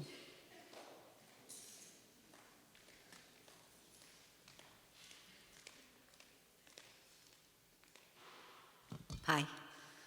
Okay, I agree with everything that the speakers have said, so mine is going to be short and sweet. I believe that the town of Chester is asking for those 6 acres is important, but I feel the 3-year that Mr. Lawrence suggested is the best recourse, so we can look at the buffers, the water drainage, and we can study these and move forward with the help of the Commission of Conservation. That's it. Thank you.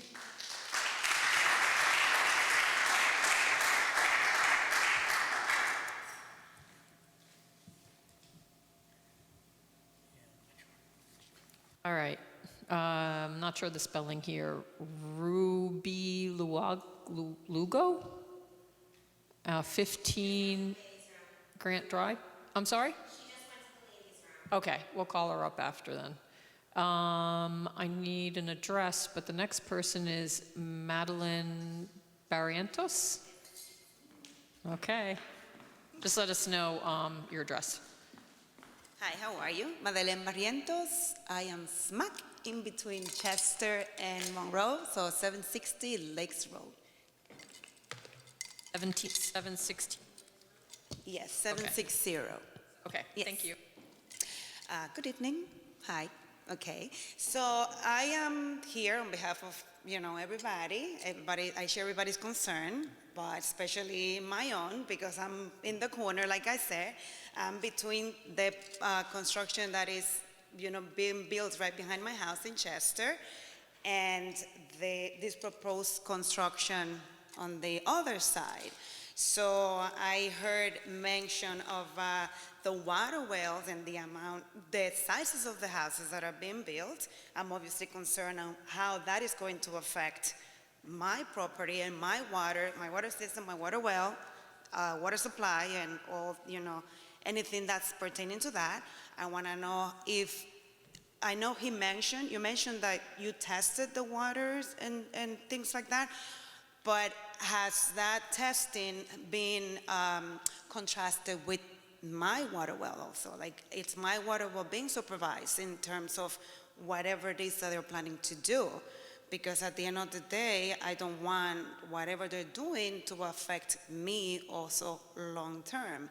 So I don't know if there's something that you can do to make sure that whatever it is being done new doesn't affect the people who are already existing there for a long time. That is one point. The other point is the wetlands that everybody keeps mentioning, that is right next to my house as well. And I see that the building, the lot that is right next to it is really close to it.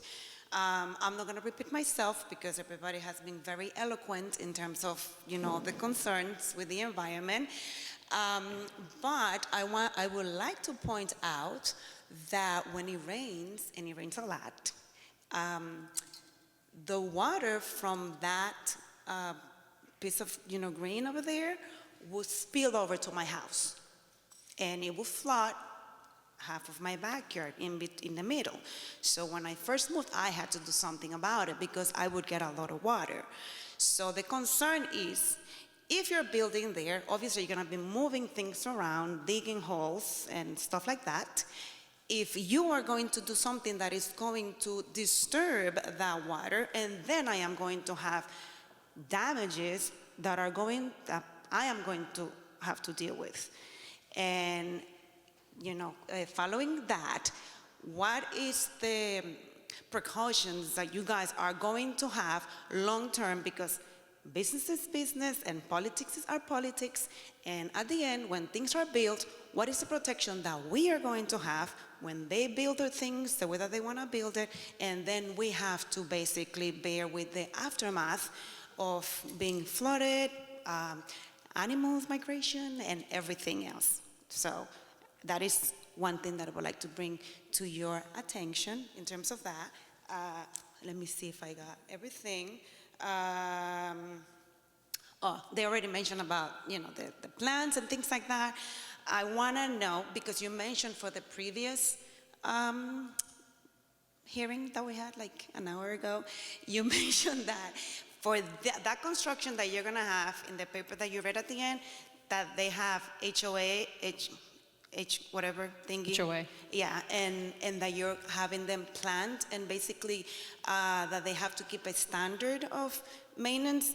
Are you also going to have that here? Like, are they gonna have to upkeep, the environment, the properties? Are they going to plant?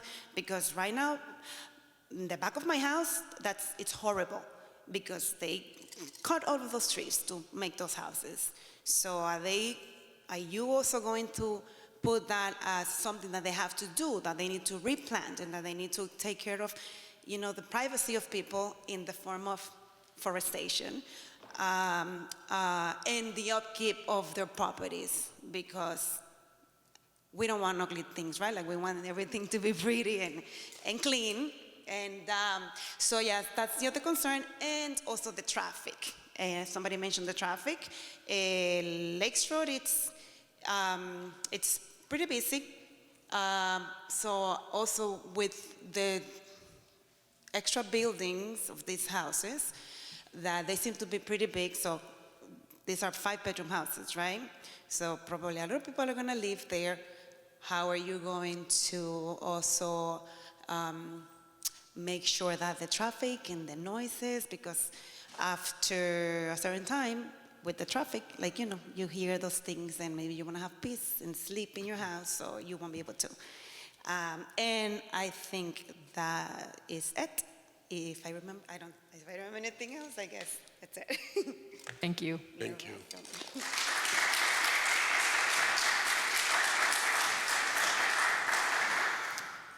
Did the person return? Okay, come on up.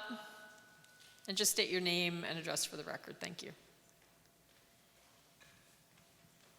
It's been a long meeting. I had to run to the restroom. No worries.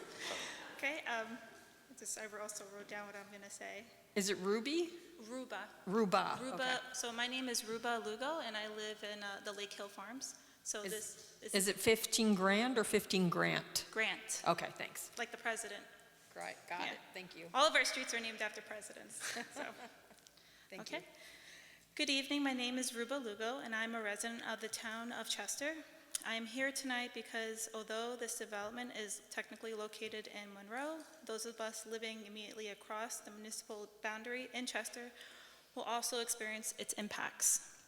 My two primary concerns tonight are water and traffic. First, I am very concerned about the groundwater and water quality. The plans for Meadow Hill identify private wells and septic systems, and this application also involves disturbance within a wetland buffer. Before this project moves forward, I would like to know whether there has been sufficient independent analysis of what additional wells and septic systems will mean for the surrounding groundwater, not simply whether an individual well can produce enough water for an individual house. These are two different questions. What I want to know is what happens as a whole.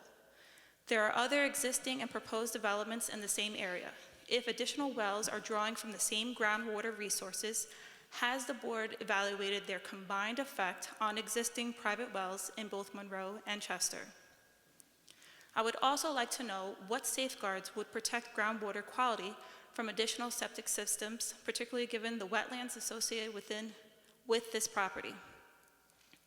I respectfully ask the board to consider requiring baseline testing of nearby residential wells before any construction is considered, including both water quality and well performance, so that there is an objective data available if neighboring residents experience change afterwards. My second concern is traffic on Lakes Road and Camp Monroe Road.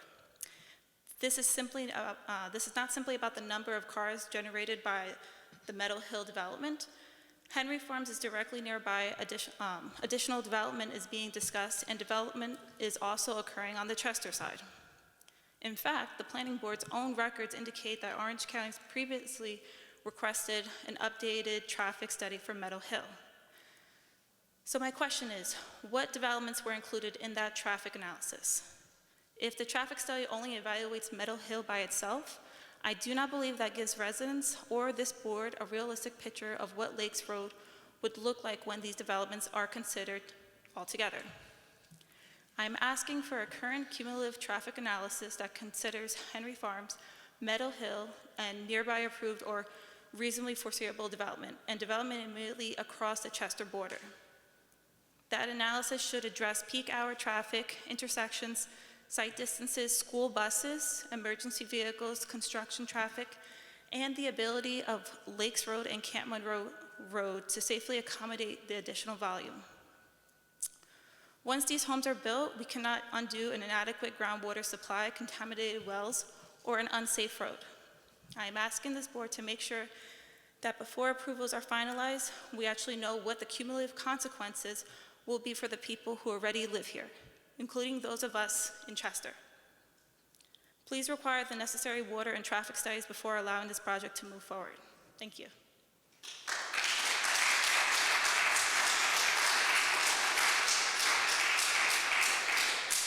So that is the end of our list of people who've signed up. If there's anyone that would like to come and speak at the dais, then please come up and just state your name and address for the record.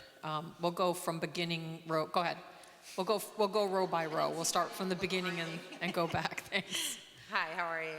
My name's Lisette Quinones. I also live in Lake Hill Farms. 50 Could you just say your name slowly, the first name? Lisette Quinones. Thank you. You're welcome. 50 Harding Way in Lake Hill Farms. Everything pretty much has been addressed, but again, in reference to Lakes Road, it's 55 miles an hour. It is passing, that it's a straightaway that I've lived here since 1972. The traffic is very fast. It's 55, but nobody's going 55. And it is a passing lane.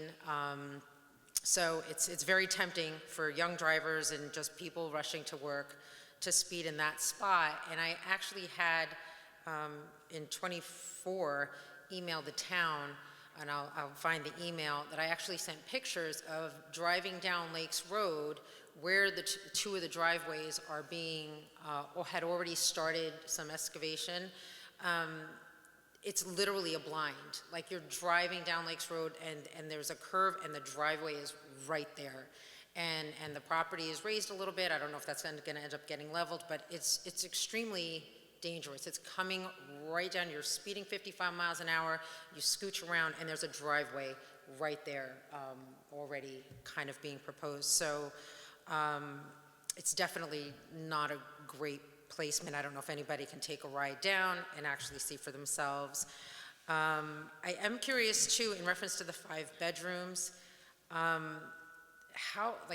big is that house? Like, is it like, because I have a bi-level, so, you know, my main floor, and then I'm just thinking, are the basements like raised basements, and then it's 2 stories on top of that? Is it really gonna look like a 3-story building, or is it your standard house? I mean, the young woman that just spoke, her house is a ranch, so having this 5-bedroom house, it sounds pretty significant in that area, in reference to the other houses around it as well. And I was just curious, just for clarification, in reference to the other project, you said that there's fines for trees that are cut down. Then you use that money to then plant trees elsewhere?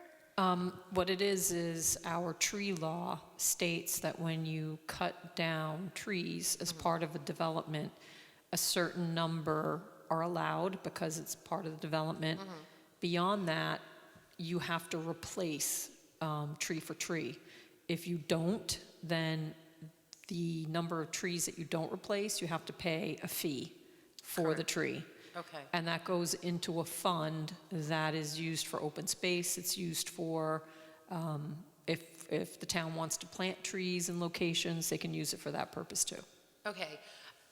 How does that help the people that now have property? How does that help the neighboring properties of the areas that were then, you know, like the Onceler, just razor bladed, you know, all the trees? Understanding, okay, they paid a fine, and so now you have these funds, but meanwhile, the adjacent properties are still affected by the clear cutting.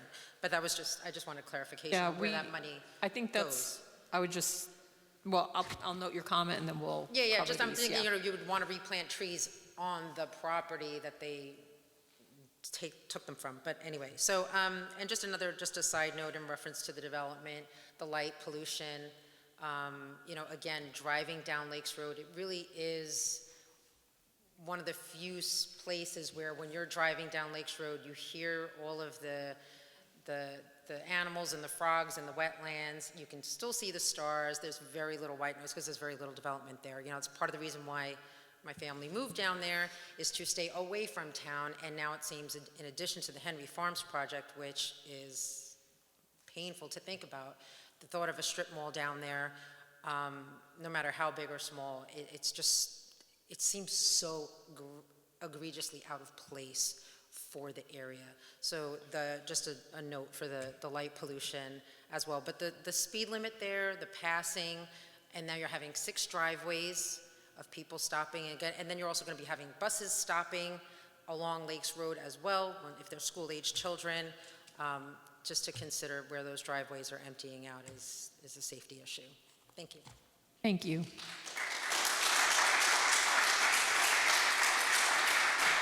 Okay, anyone in the second row want to come up? Anyone in the third row? Hi. Hi, Penny. How are you? Hi, I'm Penny Roberts at 746 Lakes Road.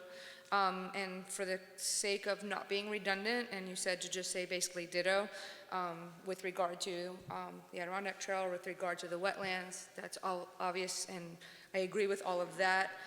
My questions then pertain more to who lives at 760 Lakes Road, which is what happens to the wells. And I had a bunch of stuff in here, so I'm just gonna paraphrase it because people have spoken on it already.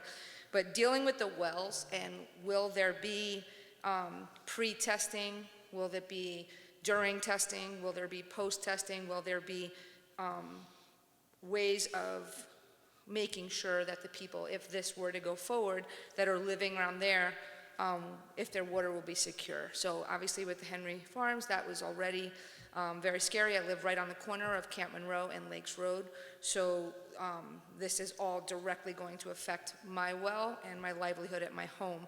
So just really wanted to understand accountability through that. Who will be accountable for the pre-testing to making sure that it is not being affected, and if, God forbid, it is affected, what are our recourses at that point, and just making sure that that's all part of the process of either approving or disapproving, which is the hope, but that was basically it. Everything else I totally agree with. People presented really beautifully, so I just agree with them as well. Thank you. Thank you.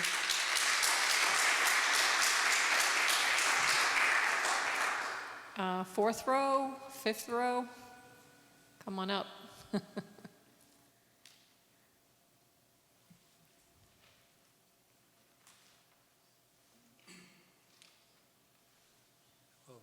My name is Larry Warschauer. I live at 72 Southside Drive, Monroe, New York, which is a block away from the town of Chester. I live in town of Chester. Monroe is a block away. I go to Fitzgerald Falls at least 3 times a year, and I travel that road a lot because I go skiing every night in Mount Peter, so I know the road. I just have some questions, and I'm sure either this gentleman or members of the board can answer these questions. The first questions are, the subdivision there, the lot size there.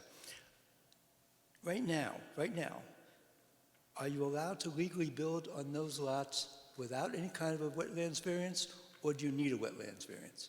That's the question. I'm asking a question. A wetland, did you say experience? Right now, if there was no, is there a need? Oh, variance, sorry. Is there a need for a variance right now for wetlands, or can you just build on that lot just as it is and it's fine? Not a variance, it requires a permit. You need a variance permit. You need It's a permit, so so the applicant is proposing some improvements within, not the wetlands, but the 100-foot adjacent area to the wetland. To do that, they need a permit, and we have to review it and determine whether we would issue one based on the standards in our town code for wetlands. We have a wetland law in the code. Thanks. So before you make a decision, will you have another meeting explaining what you decided and how you came about your decision, or you won't do that? That would be part of our decision-making, yes. But before you make a decision, would you have incorporated discussion? that information and present it to the public here? We will have a discussion of it, and it's also in part based on the input we received from our wetland scientist Right. professionals that review the applications for us on behalf of Thanks. us. Yes. That's the first question. There's only a few more. There's not a lot. Okay.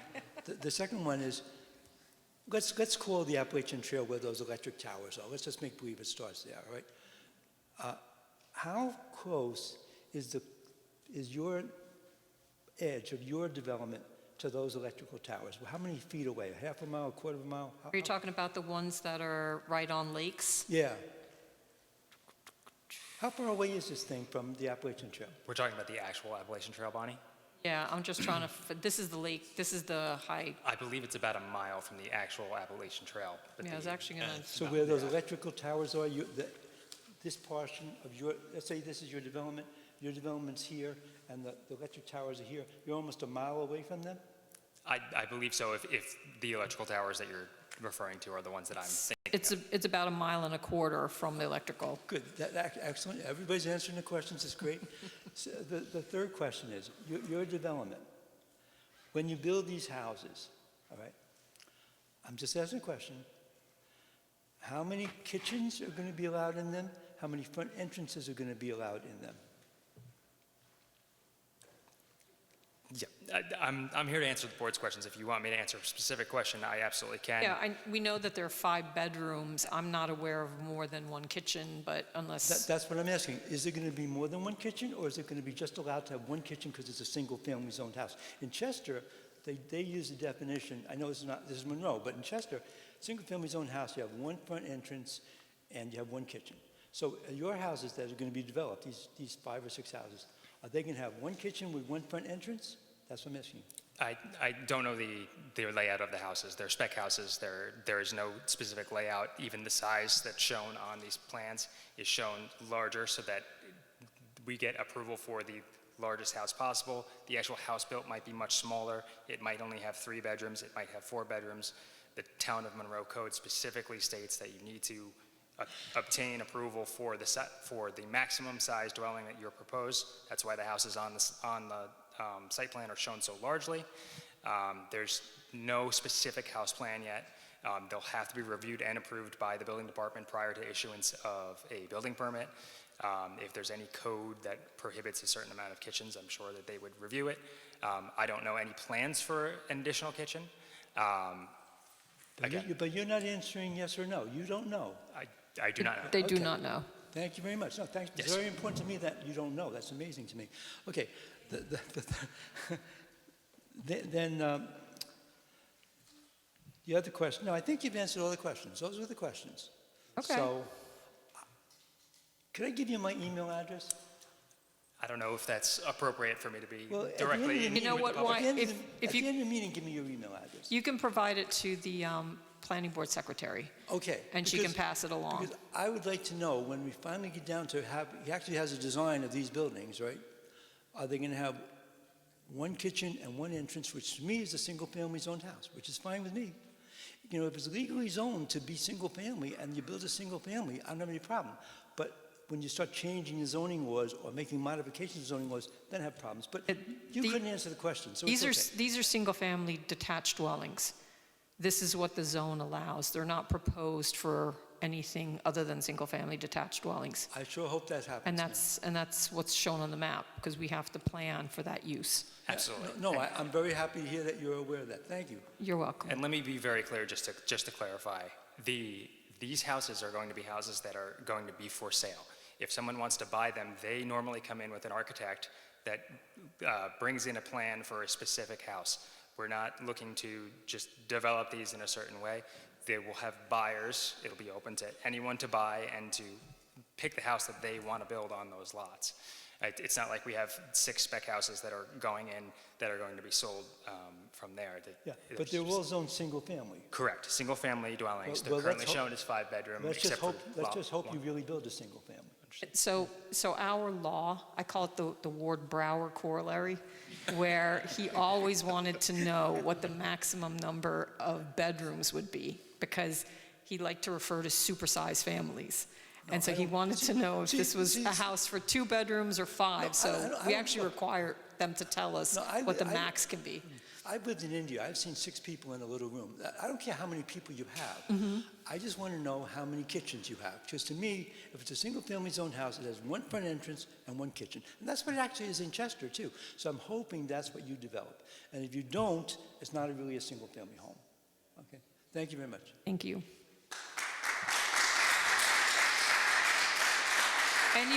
Anyone else on that side like to come up and speak who hasn't spoken? Anyone in that aisle? All right, anybody on this side? Anyone else who would like to speak? No? Okay. Board members, do you have any comments or questions of the applicant that you want to raise, or comments you just want to make with regard to what we heard this evening? Yeah, I have a couple.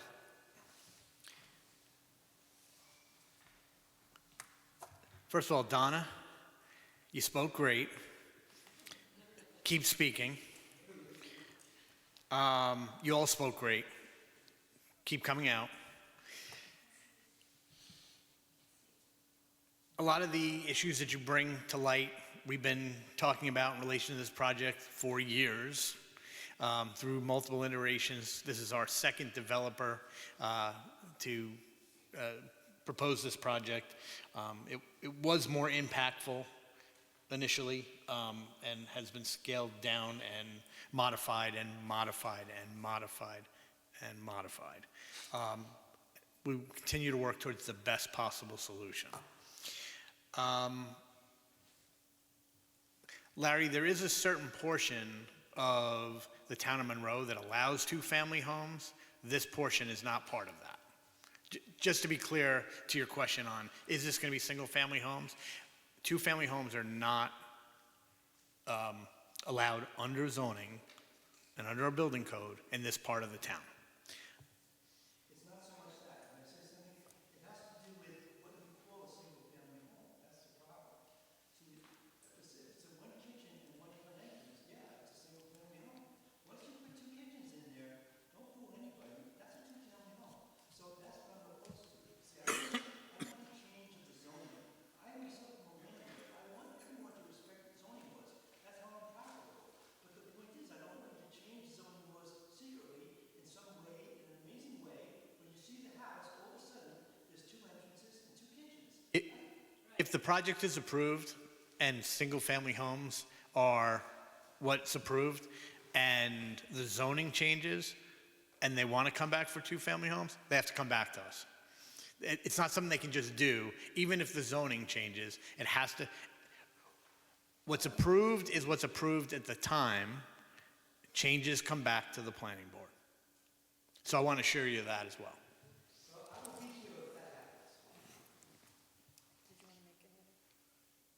I think that's it for me. So it's unfortunate Tracy had to leave. She is with the Preservation Collective. I did want to know, because she talked about the property that the town acquired, and I was curious whether the town of Chester bought the land or if it was offered to them free. I don't know that answer.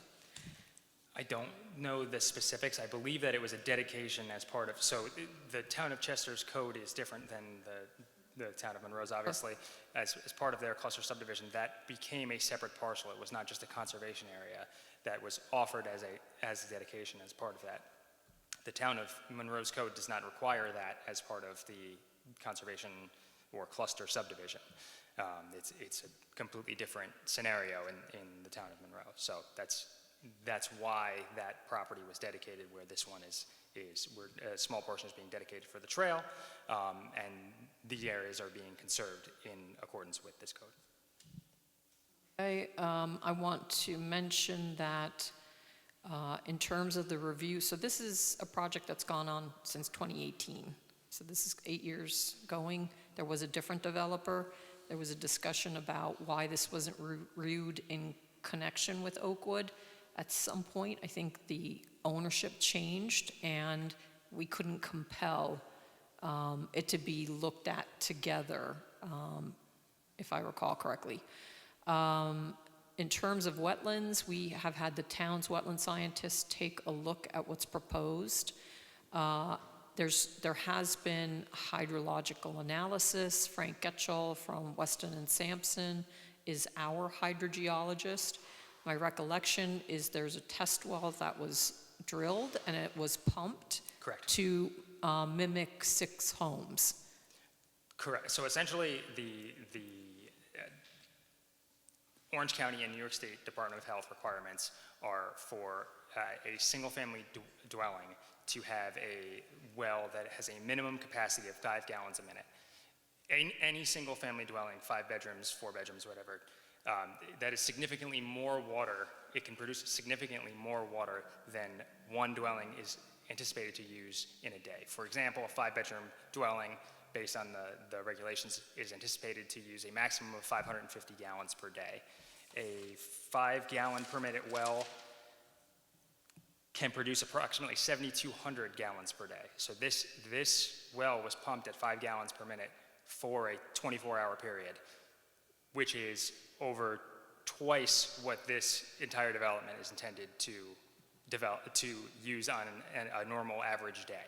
So the well was pumped significantly more than you will use it in a single day for any one of the houses, and more than the entire subdivision combined.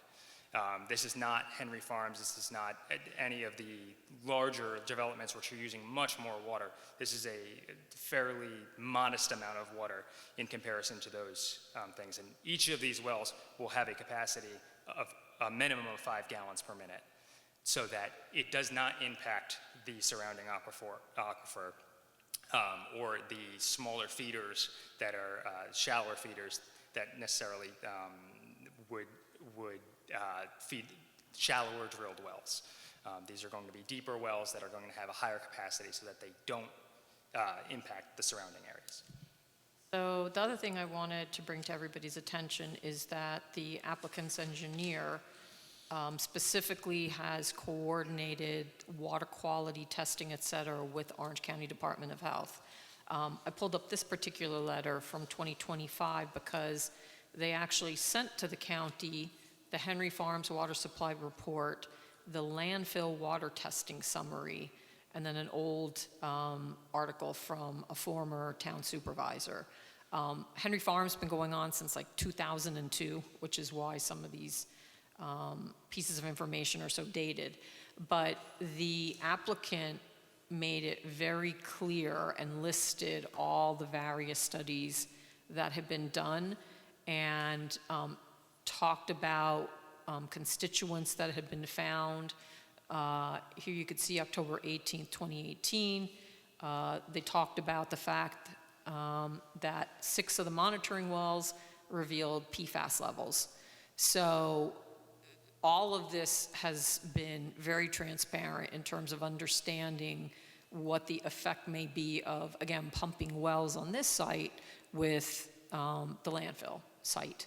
And the wells that were tested that indicated there was PFAS are at the south end of the landfill site. And this is draining away, not draining toward this particular project.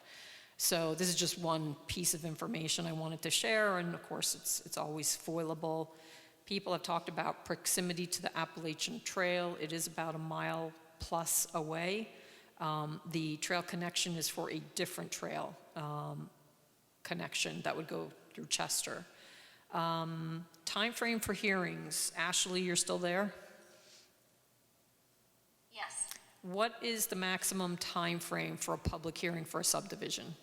To leave it open for 120 days. 120 days. So I bring that up because some have asked for us to extend this time period for public hearings. By law, we can't. We have 120 days to open a public hearing and close it unless the applicant allows us an extension. That has to be with their consent. You know, when it comes to development, the prior administration, there was a moratorium. The comprehensive plan was prepared, the zoning was updated. This board has no authority to stop development or to simply not consider it. That would be illegal for us to do.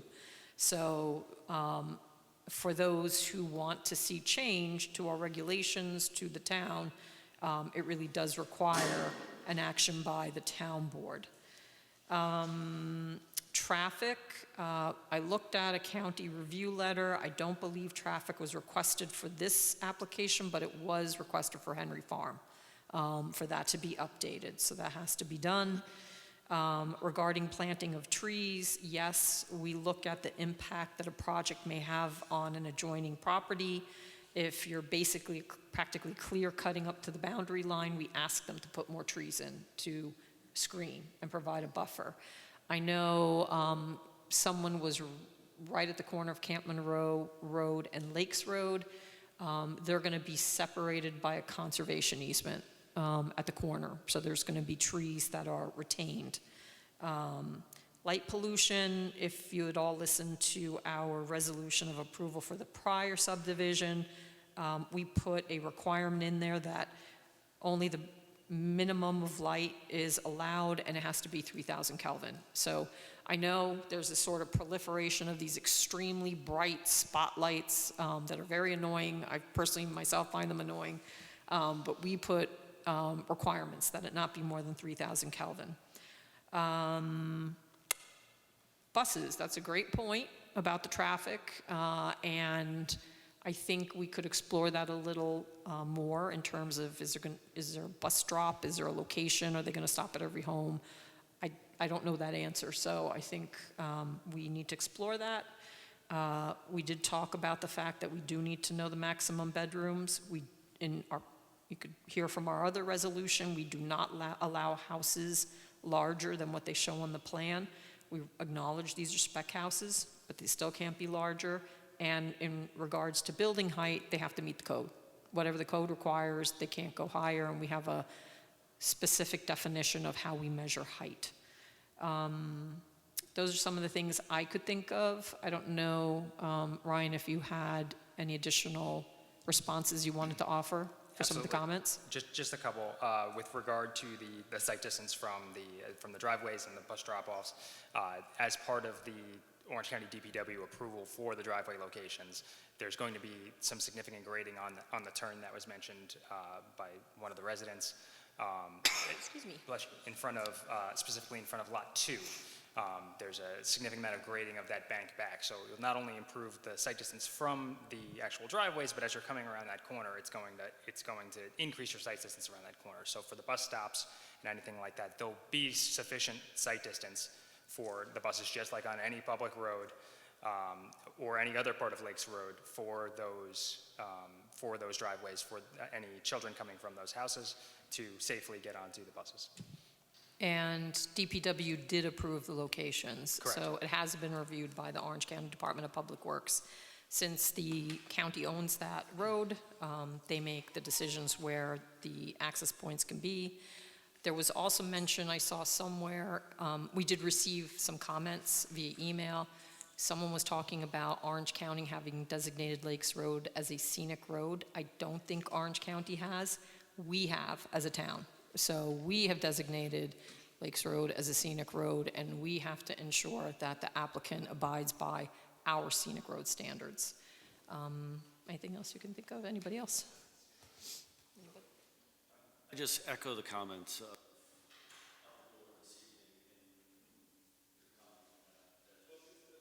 All right. Just echo the comments.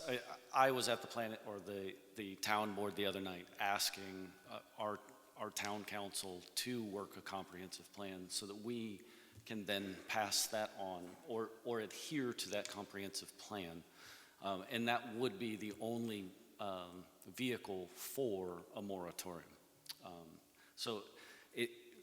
We are also citizens up here. We're also town members and want our town to look and feel like it's our town.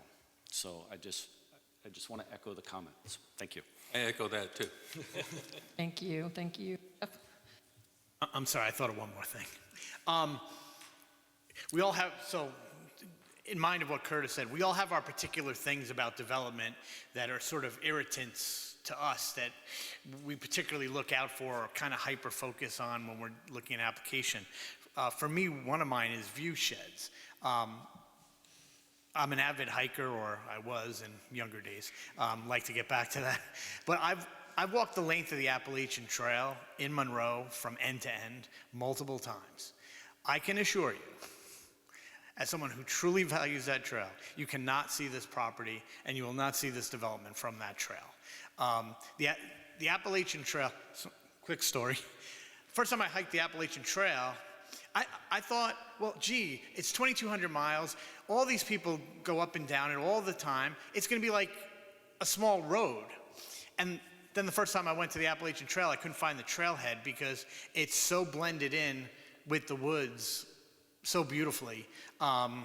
It's almost invisible. And it runs through a 50-foot right-of-way, the entire length of the trail, which is heavily, heavily wooded. So whether I've hiked it with leaves on the trees, I've hiked it with all the leaves on the ground, I've slept out there in the snow, and you would be surprised how very much development in Monroe at all you can see from the trail. There's a couple of spots I can think of, but that is certainly a concern of ours. It's certainly a concern of mine. This project will not be an issue for that. But thank you, please, for thinking of the trail. And I would only add, as a board member and someone who's also in the field professionally, I myself have reached out to Hudsonia, Eric Kiviat, trying to find out how much it would cost for us to do a habitat study for the entire unincorporated town, which could be an element of an open space plan. So we ourselves have worked on open space plans. We would love to have an open space plan. We would love for it to be passed by the state legislature as a tool to be able to acquire open space. So it's not something that we haven't thought of. But again, that requires funds and it requires actions. So I think we're going. Somebody said town council, so I just wanted to. Sure. There's just been a couple policy mentions while we're here, and this is usually why we have a liaison here in the first place, is because when board members touch on another board, we have to collaborate. And also, I wondered too if you guys could help answer a couple of my questions. Just number one, a couple opinions, and number two, Ashley and Bonnie, I'm sure you know. So as people have correctly stated, you can't just apply a building moratorium without purpose. So it would have to be for the purposes of, whether it's a public health and safety, we're out of water, there's some kind of detriment going on where we can't facilitate the existing residents that we have, infrastructure, et cetera, which would really only apply to those areas of town, such as, a water district, a well that's not creating enough sustainably, or it's not potable, et cetera. So the other is for a town-wide moratorium that, Preserve Monroe, myself, have been campaigning on. It goes along, and it has to go along with a comprehensive plan redo. And the last time our comprehensive plan was done was 2017. And it was actually done pretty well. Unfortunately, we had a huge demographic shift. Yeah, thank you, by the way. Thank you. And so we had a huge demographic shift in, 2019 was the annexation finalized. And then COVID hit. We had another huge demographic shift in 2020 through 2021. So a lot of different families, definitely a much more mixed community with definitely different demographic needs. As we've mentioned here tonight, we did achieve a two-family overlay zone in a couple parts that's not bothering anyone. So that leads me to question number one. What specifically, obviously the neighbors and the residents who live near this area have voiced their concerns very beautifully, like we all are concerned about well water and the fact that they have tested over the capacity of this, there's 4 single-family homes, or is it 6? 6. So, I believe everybody actually comes to Monroe seeking that exact lifestyle. So when someone on the planning board says we want to see Monroe be our home, what specifically about these single-family homes are we not liking? What could we change in the comprehensive plan that would change 6 single-family homes, other than a great idea that Chester actually allows for the subdivision, and that then subdivided parcel becomes permanent town property? I like that as a cluster. I like that idea. Because in this case, it doesn't really make much of a difference, because we have striated areas that we're going to hold a conservation easement for over the wetlands. And it's such a slim margin that it doesn't really make a difference. But in larger subdivisions, as we've seen, or clusters, we could get a lot of parkland that way dedicated to the town. We would have to see what transpired with that subdivision, because what happens here is this is a cluster subdivision is protecting open space. Open space is not recreation land, so we can ask for a fee in lieu of recreation and still get open space. I don't know if with Chester, essentially, they were saying that is recreation land, no fee is going to be paid, and you are dedicating the property to the town.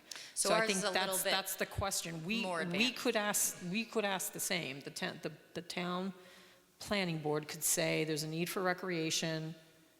It doesn't exist here. We're going to ask for land. That is a possibility, but we have to demonstrate that. Right. And to do that, you're supposed to have a recreation plan that indicates your needs. In this instance, this is just a cluster subdivision, and what we see there, our target is 50% open space. In this instance, it's really lands you can't build on anyway. But that's subtracted from, in a cluster. That's subtracted anyway. It's subtracted, as opposed to CCR, which is why I completely disagree with it and why we want to remove it. And that is why I personally want to do a comprehensive plan redo. But this is not a CCR. This is just a normal cluster where the same amount of units that these individuals You could would have do been entitled conventionally, to originally, minus the wetlands. Right. And Is what we steep have. slopes and anything else. And Yeah. then they cluster it on closer together, and then the town gets to hold that conservation easement. And hold it, Orange County Land Trust, whoever is determined to be appropriate steward of the conservation easement. In this case, we did decide that the town would like to hold this one because of the pattern. Orange County Land Trust is not interested in the striations. The limited, the way that it's not one big chunk that they're gonna pick up. So, yes, I had heard some things about, announcing that we really want change, but I truly believe that the majority of our code as it exists, other than CCR and finding out, better ways and exploring more detailed, adding that layer of depth that we didn't have the funding perhaps in 2017, and addressing those demographic concerns in more detail, similar to Warwick, just getting more funding as we've been working towards. I've been speaking with Max, speaking with you. We have an open space map. We've categorized everything like that. Your volunteers helped us do that, as well as MHE, I believe, helped categorize the open space map that's hanging in my office. We are working with the county, so I just did want to clarify for the public that for comprehensive plans redo and building moratorium purposes, this is a constitutional issue where, again, the planning board and the town board, the planning board exists actually out of the foundation for the town board. The town board relinquishes their right to do planning and imbues it to an external board in a town larger than, a small amount of people, right? So if a town board actually wanted to take on all of this, that's what we do. So it's land use. We are, I like to say, land use stewards, because we are the regulators, we're the gatekeepers.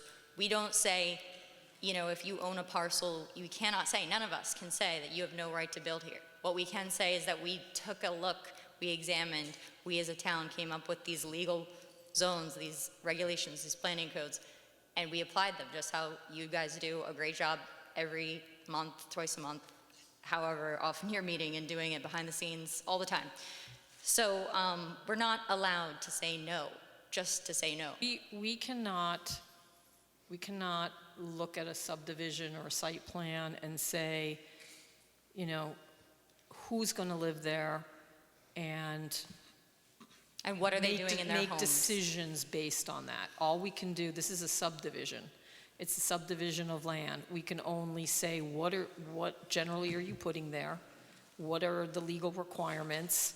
And people have the ability to purchase a piece of land, you know, that got subdivided and This is build a America. house. This is America, and So- people move to Monroe to enjoy Yeah. it just like the rest of us, and we can ensure peaceful enjoyment under these safe use laws, and that's it. What the town can do, what the town has, though, the authority to do is when they do a comprehensive plan and when they do zoning, they decide what's the appropriate density, what's the appropriate lot size. So in 2017, we went to 3-acre zoning at that time. Yes, and that's So- correct. And that development on Harriman Heights where I live, we actually rezoned it in 2017 based on the environmental findings, what have you, wetlands, the sensitivities, our new wetland law that expanded with the state code at that time and in front of it, and we should do that again. The state code just evolved their wetlands law. We need to evolve our wetlands law. That's the kind of regulatory update that we should be looking at. However, it's not going to create, like this is, again, single-family homes. So, it's not going to make a major change. This density is exactly what people in Monroe ask us to keep as our lifestyle here. So if we're fighting against single-family homes, I think we have to take a look at ourselves, because that's not something the town board can do. If you want, you know, we changed the 3-acre zoning on Harriman Heights to a CCR overlay that just completely mutilated that, and we facilitated Pilati Village, and, you know, that project isn't working out. They didn't meet their specs, they didn't meet their deadlines, and we're gonna take a look at that. But that is what I'm mostly concerned about, is that CCR just flattens out all of the base zoning, even though in our comprehensive plan, which was identified by several different bodies and voted on as a direction for the town, that we increased that zoning.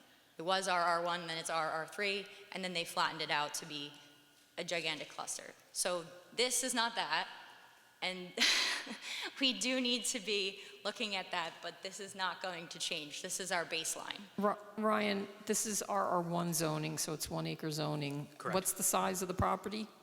12.6 acres. And then there's 6, so it's about 1 per 2 acres? Correct. Okay. Go ahead, yes, Jeff? 3 things quick. If I remember correct, so what happens is, this is a cluster subdivision. The first thing before we get to a cluster is the applicant presents a conventional plan. So based on the existing zoning, what could possibly build there? We figure out a yield. What could possibly be built? And then they have to show us what a conventional layout would be for the subdivision and for a cluster. Our town code gives us the ability to then choose which of those options we think is best for that, and then work on the project from there. Something you said, Maureen, got me thinking, and what some of you all said. We don't really say no here, but we also don't approve all the applications. We approve some of the applications. The applications that don't get approved essentially die on the vine. They refuse to conform, or to do what would conform with our zoning doesn't work well enough for them to make it worth it to develop the way they want to develop. More projects go by the wayside than are approved because they don't fit. The idea that the developer has in mind just won't ultimately work on that property, and modifying it enough so that it would no longer works for them. You mentioned, what ideas would we have to improve this? How much We're time? happy to have a workshop. I think we should call one. How much time have you got? We could go. I'm here all night. I'm here all week. We could go through subsection by subsection by subsection and tell you how that's affecting projects in the real world. The laws are created based on this comprehensive plan, and an idealized version of how do we achieve that. But then when the rubber meets the road, sometimes it has unintended consequences, or it doesn't do what we hoped it would do. So we get to see where it works and doesn't. So, I just, because it's getting to a late evening and we're going to extend our public hearing, I don't think we want to close it at this point. Ashley, anything you want to bring up before we close? No, nothing for me.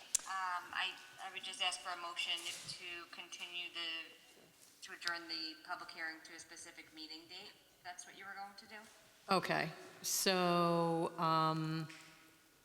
we are going to continue this public hearing to our September, it'd be the third Tuesday. Oh, sorry. It's our second Thursday, and then the third Tuesday is our regular meeting, right? So that would be the 15th. So we will extend this, we'll continue this public hearing to September 15th around 6:35 or as soon thereafter. I'll make that motion. May I have a second? Second. Alyssa? Curtis Kimbrell. Aye. Pat Shea. Aye. Bob Garsack. Aye. Jeff Manson. Aye. And Bonnie Franson. Aye.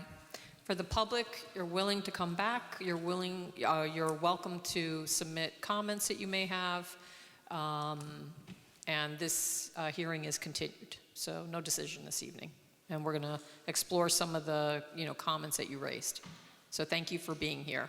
We're going to take a 5-minute break since this has been a long one, and we'll return. Okay? Thank you to the board members. Thank you. Thank you, Ryan.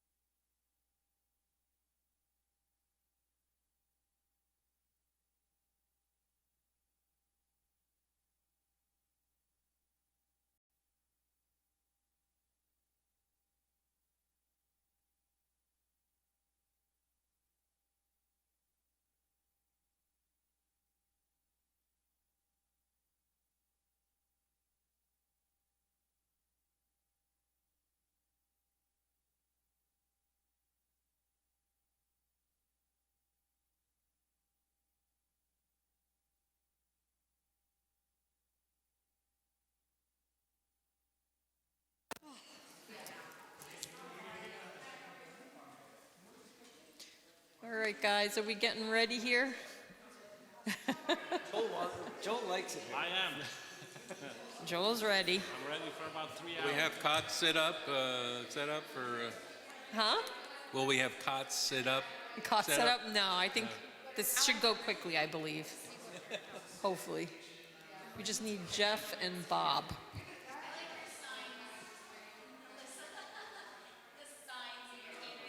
Oh, here are our sheets.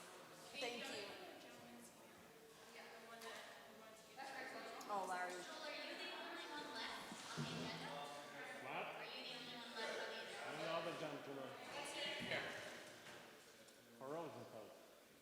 Need, okay. We'll wait for Bob. Maureen, are you our official liaison? Yes. Oh, okay. I didn't know. Sorry.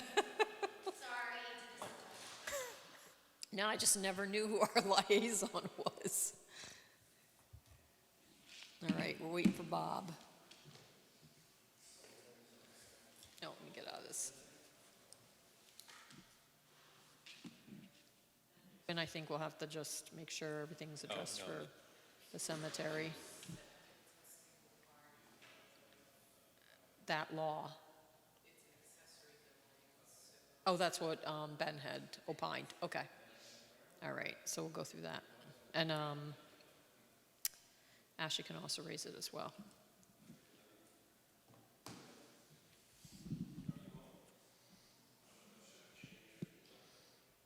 Good? We're all good? All right, George, you good? We're going to start again. All right, thank you.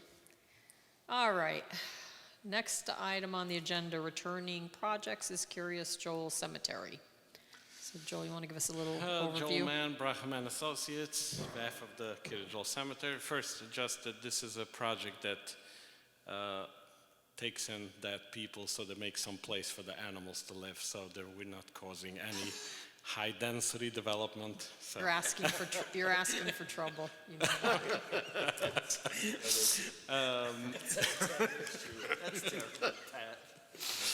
know.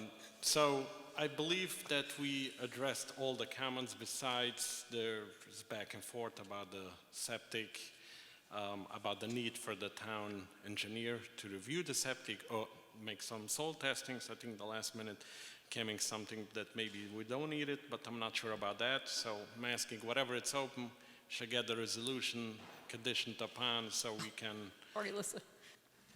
Sorry, I thought you were there, sorry. And the other item is I think there's missing the village letter. I will get that, so Okay. the will to serve. But they're already connected. We provided a bill for the Pink Village Water, so they are connected. So Quinn, what comments do you all have? So the applicant originally proposed a connection to Orange County Sewer. The revised plans then proposed a new septic system on the adjoining parcel. I believe the current plan shows reusing the existing septic. Yes, that because it took time till we got investigated. We had a company doing that, find out exactly what it is. We have the engineer come down and certify that. We're not sure that we will able to recover everything until we got everything, so we're good, so we don't need to put in a new septic. No, I think the applicant still should provide a letter from their engineer saying that they did a flow test and that the existing septic is adequate to handle the flows, the proposed flows. But as far as there was conversations about setbacks and whether or not that the bulk table had to be changed due to the property having central sewer facilities. Ben Maldonado did give us an indication that this building is an accessory building. So therefore, it only needs to meet the 5-foot side yard setback, which it does meet. So there was a bunch of back and forth about the septic, but I think it is squared away now. Okay, thank you.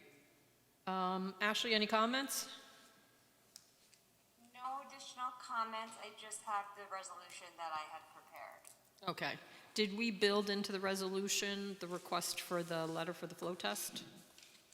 I do have a comment to satisfy Matt's comments, and we did receive also a letter from the engineer, another supplemental letter about the septic. I'm trying to just pull that up to see if it had addressed that comment or not, because it might have came after his comments, but in any event, there's the standard comment that they have to meet all of Matt's comments. So there is this is Michael Mealy revised in July. And I think there was another one revised in August, and before we get to the resolution, we'll also have to review the seeker documents as well. Okay.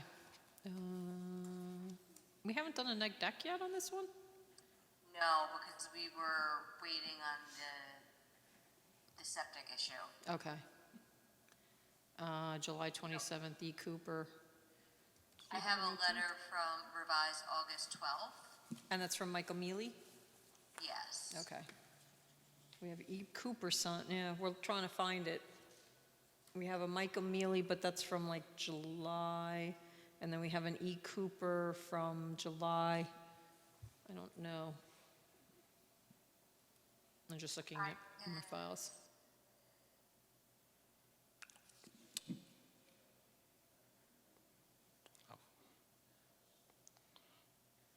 Want to try sending it? I'll send it to you. Okay. Yeah, I'm also sending that But when was it received? on August 12th. It's dated the 12th, so I think it was received 8/12? on or about that, Maybe I have it in a on the different, 13th maybe. let me see, 8/12. Oh, what's, I see you were not, I think it was between Matt and you. I'm with Matt and Mike Millie. I was copied, so okay. let- All right, it's this here, was I think. on the 12th. I just sent it over. Okay.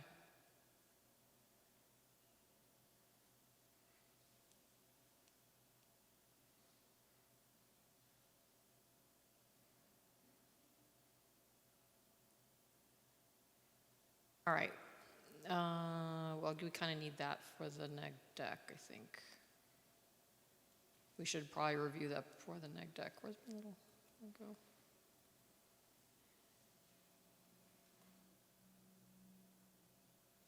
Hasn't come through yet.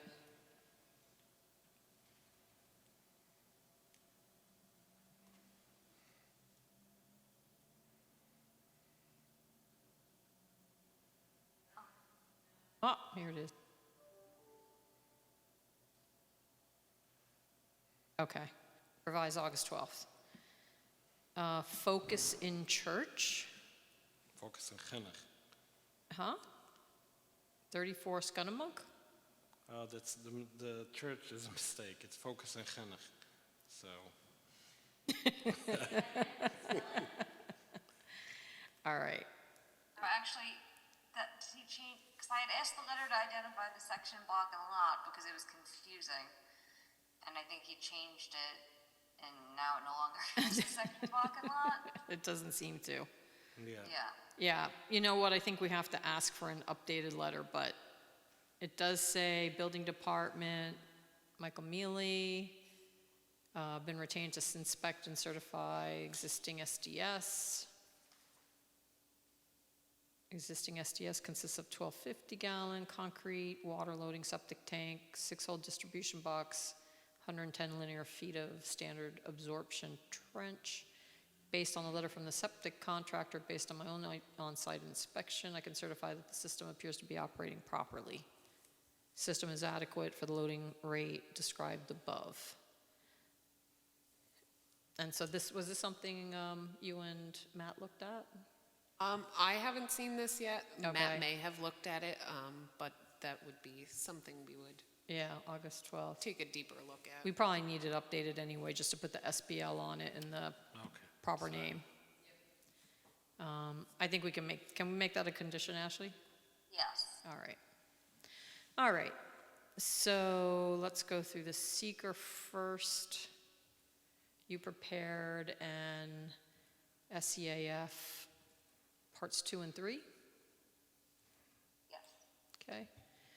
So part 2 is to be completed by the lead agency. Ashley highlights those boxes where there might be an impact. even though, because it says no or small, so to differentiate, she puts a red box around what is small. So will the action result in a change in the use or intensity of use of land? That was small. Will the proposed action impair the character quality of the existing community? Is small. Will the proposed action impact existing either public or private water supply or wastewater treatment utilities? Those are characterized as small. Will the proposed action impair character quality of important historic, archaeological, architectural, aesthetic resources? That is small. Natural resources and potential for erosion, flooding, or drainage, those are all small. And then the part 3 is just the negative declaration. So here's our neg deck draft.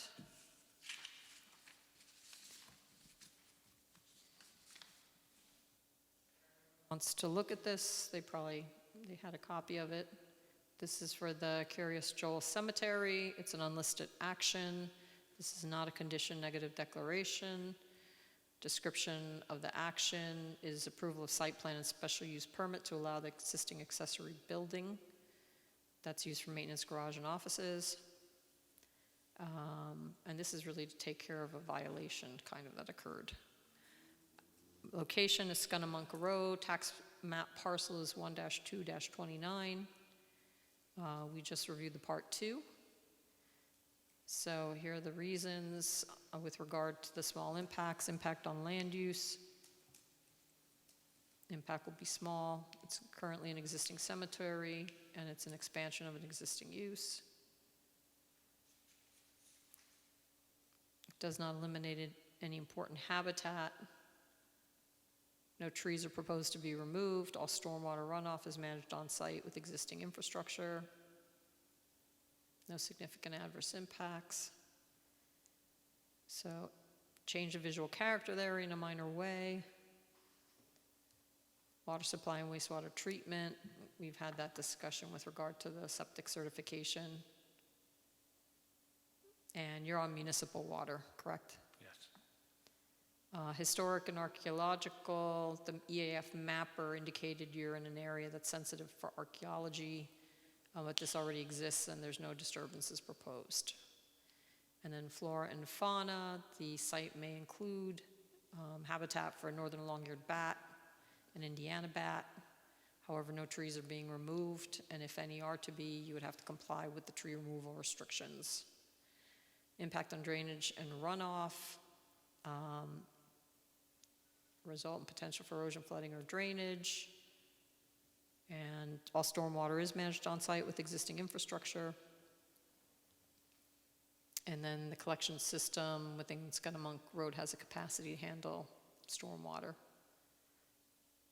So that's the summary. Does anybody have any comments or questions on this? No? Would someone like to make a motion that we issue a negative declaration for the Curious Joel Cemetery application? So moved. May I have a second? Second. That was Bob. Curtis Kimbrell, Aye. Pat Shea, Aye. Bob Gerstak, Aye. Jeff Manson, Aye. Bonnie Franson. Aye. With that, the negative declaration passes. And now we have the resolution of approval, site plan, and special use permit. There's a nature of the application. I won't describe it. We just did property involved. This is tax parcel 1-2-29. This is within the SR10 suburban residential zoning district. It allows the cemetery by special use permit.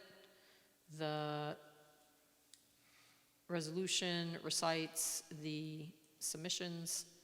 This was submitted to us January 2025. We had a public hearing. April 21st, 2026, at which time it was closed. This is an unlisted action, and we just issued a negative declaration. This was referred to the county planning department. They didn't have any significant comments. This was also referred to Curious Joel and Palm Tree. So our findings, we have to make specific findings with regard to the cemetery special use permit. So it is authorized. And these are just the general standards for special use permits that are recited. no public improvements. And then the specific conditions, it is subject to final engineering review.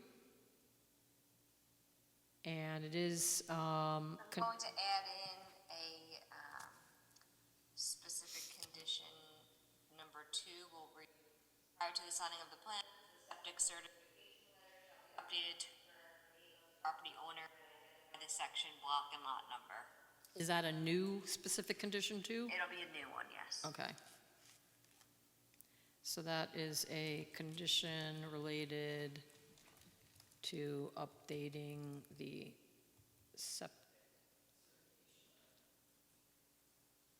Okay, and then the other one then becomes 3. Yes. And that's KJ continuing to supply water to the property. And that there be an agreement that's filed with the Orange County Clerk's Office. Then new 4 is no tree removal is authorized. And then any future tree removal has to adhere to the town code.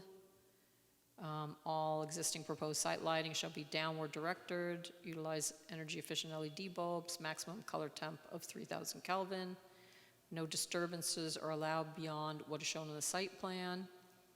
And then our standard language, we have not, nothing is allowed which is not shown in the plan that we haven't approved. And then we have our general conditions in terms of the time frame that the approval is in effect. And again, just our set of standard general conditions. Does anyone have a question? Anything else? All right. Would someone like to make a motion to approve the site plan and special use permit for KJ Cemetery, project number 236-2025? So moved. Bob, and then may I have a second? Second. That's Pat. Curtis Kimbrell, Aye. Pat Shea, Aye. Bob Gerstak, Aye. Jeff Manson, Aye. and Bonnie Franson. Aye. That the motion carries. Thank you very much, everyone. Just a separate note, a question about a project that was here, 290 Mountain View. It was back and forth in my office with Noreen and Yidi was some misunderstanding about the expiration of the subdivision approval. So the question is, I think we're getting it extended. so Is that correct, Ashley? that's what I want to make sure. If we're getting extended, I need to put them because based on. No? We're going to extend the 81 Raywood special use permit. I think the question was referring to, is it 290 Mountain Yes. View? Joel is speaking about 290. Yeah, and my understanding is that the amended resolution was adopted in September. And wasn't filed, Expired 180 days later. which is why we now need to reapprove it. And So- that one, What is the process basically? If we have the same identical project, it will be anything, I think we have, do we have to just extend the approval, Ashley? no, because that's a subdivision, it needs to be reapproved, it needs a public hearing. need a public Oh, hearing, okay. the whole 9 yards, everything. Okay. I mean, we could double check to make sure, I believe you had said it wasn't extended in the interim, in between September and, Yeah. I think that was the problem because we did approve it. It showed up in the minutes. I don't think that, so the resolution wasn't filed. So, but I think the clock ticks from when we approve it, when it's adopted, yeah. So, I mean, it'll be a streamlined process, but it still has to go through that process, which would be a minimum of, I see. I think, yeah, so I think essentially it's the same map, the same information, the same, everything's the same. So the question will be if the fees will be That- also the same. I think There's that no option about you'd have to take that up with the town board. to the If town you board want to, if we yeah, wanna I don't get a think, waiver I on don't that. think we can waive fees. I think the town board can waive fees. I see. Sorry? No, this kind of got lost in the sauce because This was actually when someone went out, I think unexpectedly on maternity leave. And then we did approve it, and I updated the resolution, and then it wasn't filed. Yeah. And But we didn't know so it's it was filed, between, So we were thinking that we we don't didn't need have an our, extension, so. we didn't have our crack attorney here to keep an eye on us, and then we didn't file. So that's, that's not on us, because we did approve it. It's just that then there wasn't an extension. So it's a technical thing. So, Yeah, okay.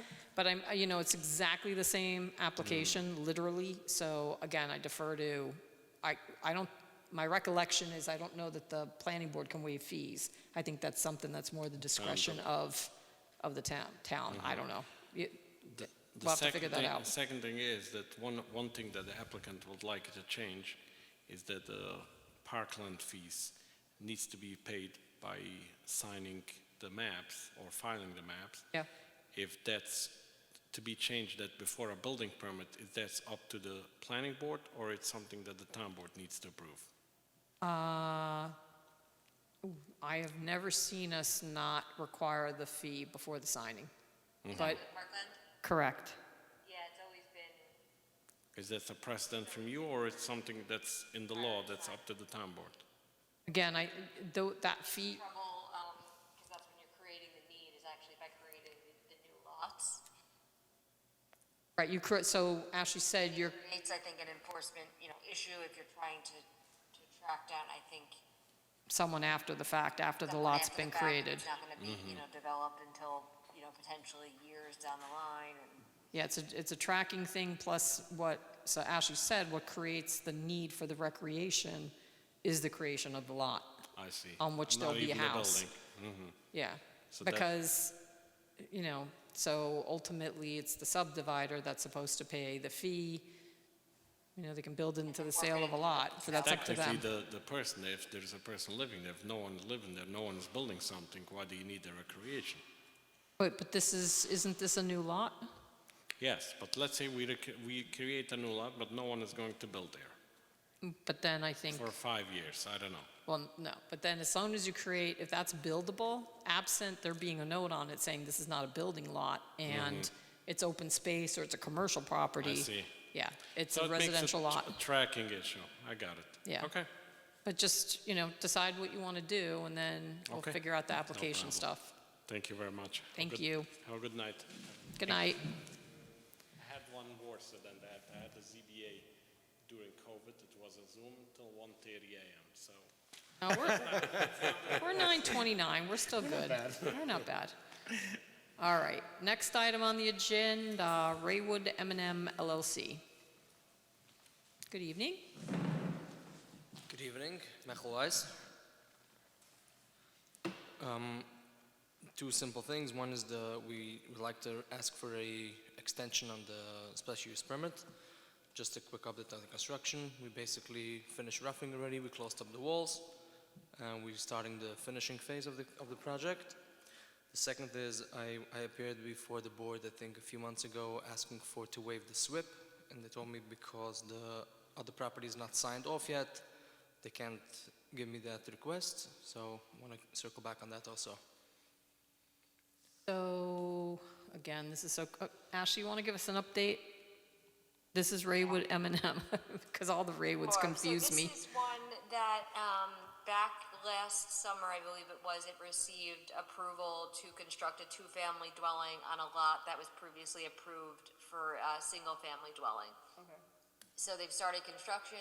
Since that time, there was an application to combine, this was originally part of a three-lot subdivision, and because of the amount of disturbance, it required a SWIP. After this property received approval for the two-family, the other two lots filed an application to combine into one building lot and just have one single-family home on that lot. So as a result, it reduced the overall amount of disturbance for what was the three-lot subdivision to what is now two lots. And my understanding is that it reduced the amount of disturbance, so SWIP was no longer required, or certain stormwater features were no longer required, rather. There were some stormwater chambers on this lot, which is known as Lot 3 of the original subdivision. and the applicant is seeking to remove those from the site plan. So because where they are with the time for completing construction, they haven't done that yet, they still have their special use permit in effect. It was approved when you signed the plans in February of this year. That does need to be extended because it will be expiring shortly. So the applicant, I'd asked that they submit a request to extend the special use permit. They submitted a request to extend it for 90 days. I think the board might want to consider, you're allowed to extend it for 2 90-day periods. I think doing that, just in case they run into anything, you know, and need more time for construction, that way they won't have to return to you again for another extension. I would suggest that you first approve a motion to extend the special use permit for 81 Raywood M&M LLC for 2 90-day periods through February 19th, 2027. Quick question. So I'm looking at a resolution of approval that's been updated, that's dated August 18th. It says amended site plan for Raywood M&M LLC. Yes, so first you're going to be approving a motion to extend the special use permit, and then you're only going to be, so the special use permit is still in effect. The special use permit just allows the 2-family. You're then approving a resolution to for an amended site plan, which is the only amendment is to remove those stormwater chambers. Okay, so first course of action is we need to make a motion to extend the special use permit approval to what day? For 2 90-day periods through February 19th, 2027. I'll make that motion. May I have a second? That was Bob. Curtis, Aye. Pat Shea, Aye. Bob Garstack, Aye. Jeff Manson, Aye. and Bonnie Franson. Aye. Okay, so the special permit's been extended. Now we take up the resolution of approval? Yes. Okay. So this is an amended site plan for Raywood M&M LLC, and essentially it's been updated to reflect that this is an amendment to the site plan. And it's been revised so that the language regarding the special use permit has been eliminated. There's history about the original subdivision. Ash, you had the existing special use permit that permits the use. Its highlighter remains in effect. That was because we just extended it. Extensions through February 19th, 2027. I just wanted to make sure that you did those extensions before Okay. And approving the resolution. then we have an up. That highlight off. Okay, and then we have a updated plan submission. And I had made this very limited, so rather than reciting everything, you know, from the original application, I had spoke to Ben too about, rather than reciting all the conditions again, we're just keeping this very simple just to reflect the changed plans, and everything else from the prior approval will remain In effect? applicable. Okay. So, there's really a lot's been deleted, no public improvements.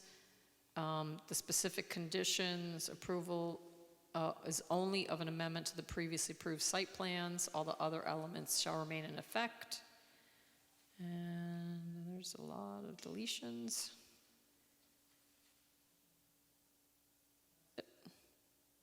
Standard outdoor fixtures and amenities, then you added a 4, that all conditions to the earlier grants of subdivision, site plan approval, and special use permit approval remain in effect.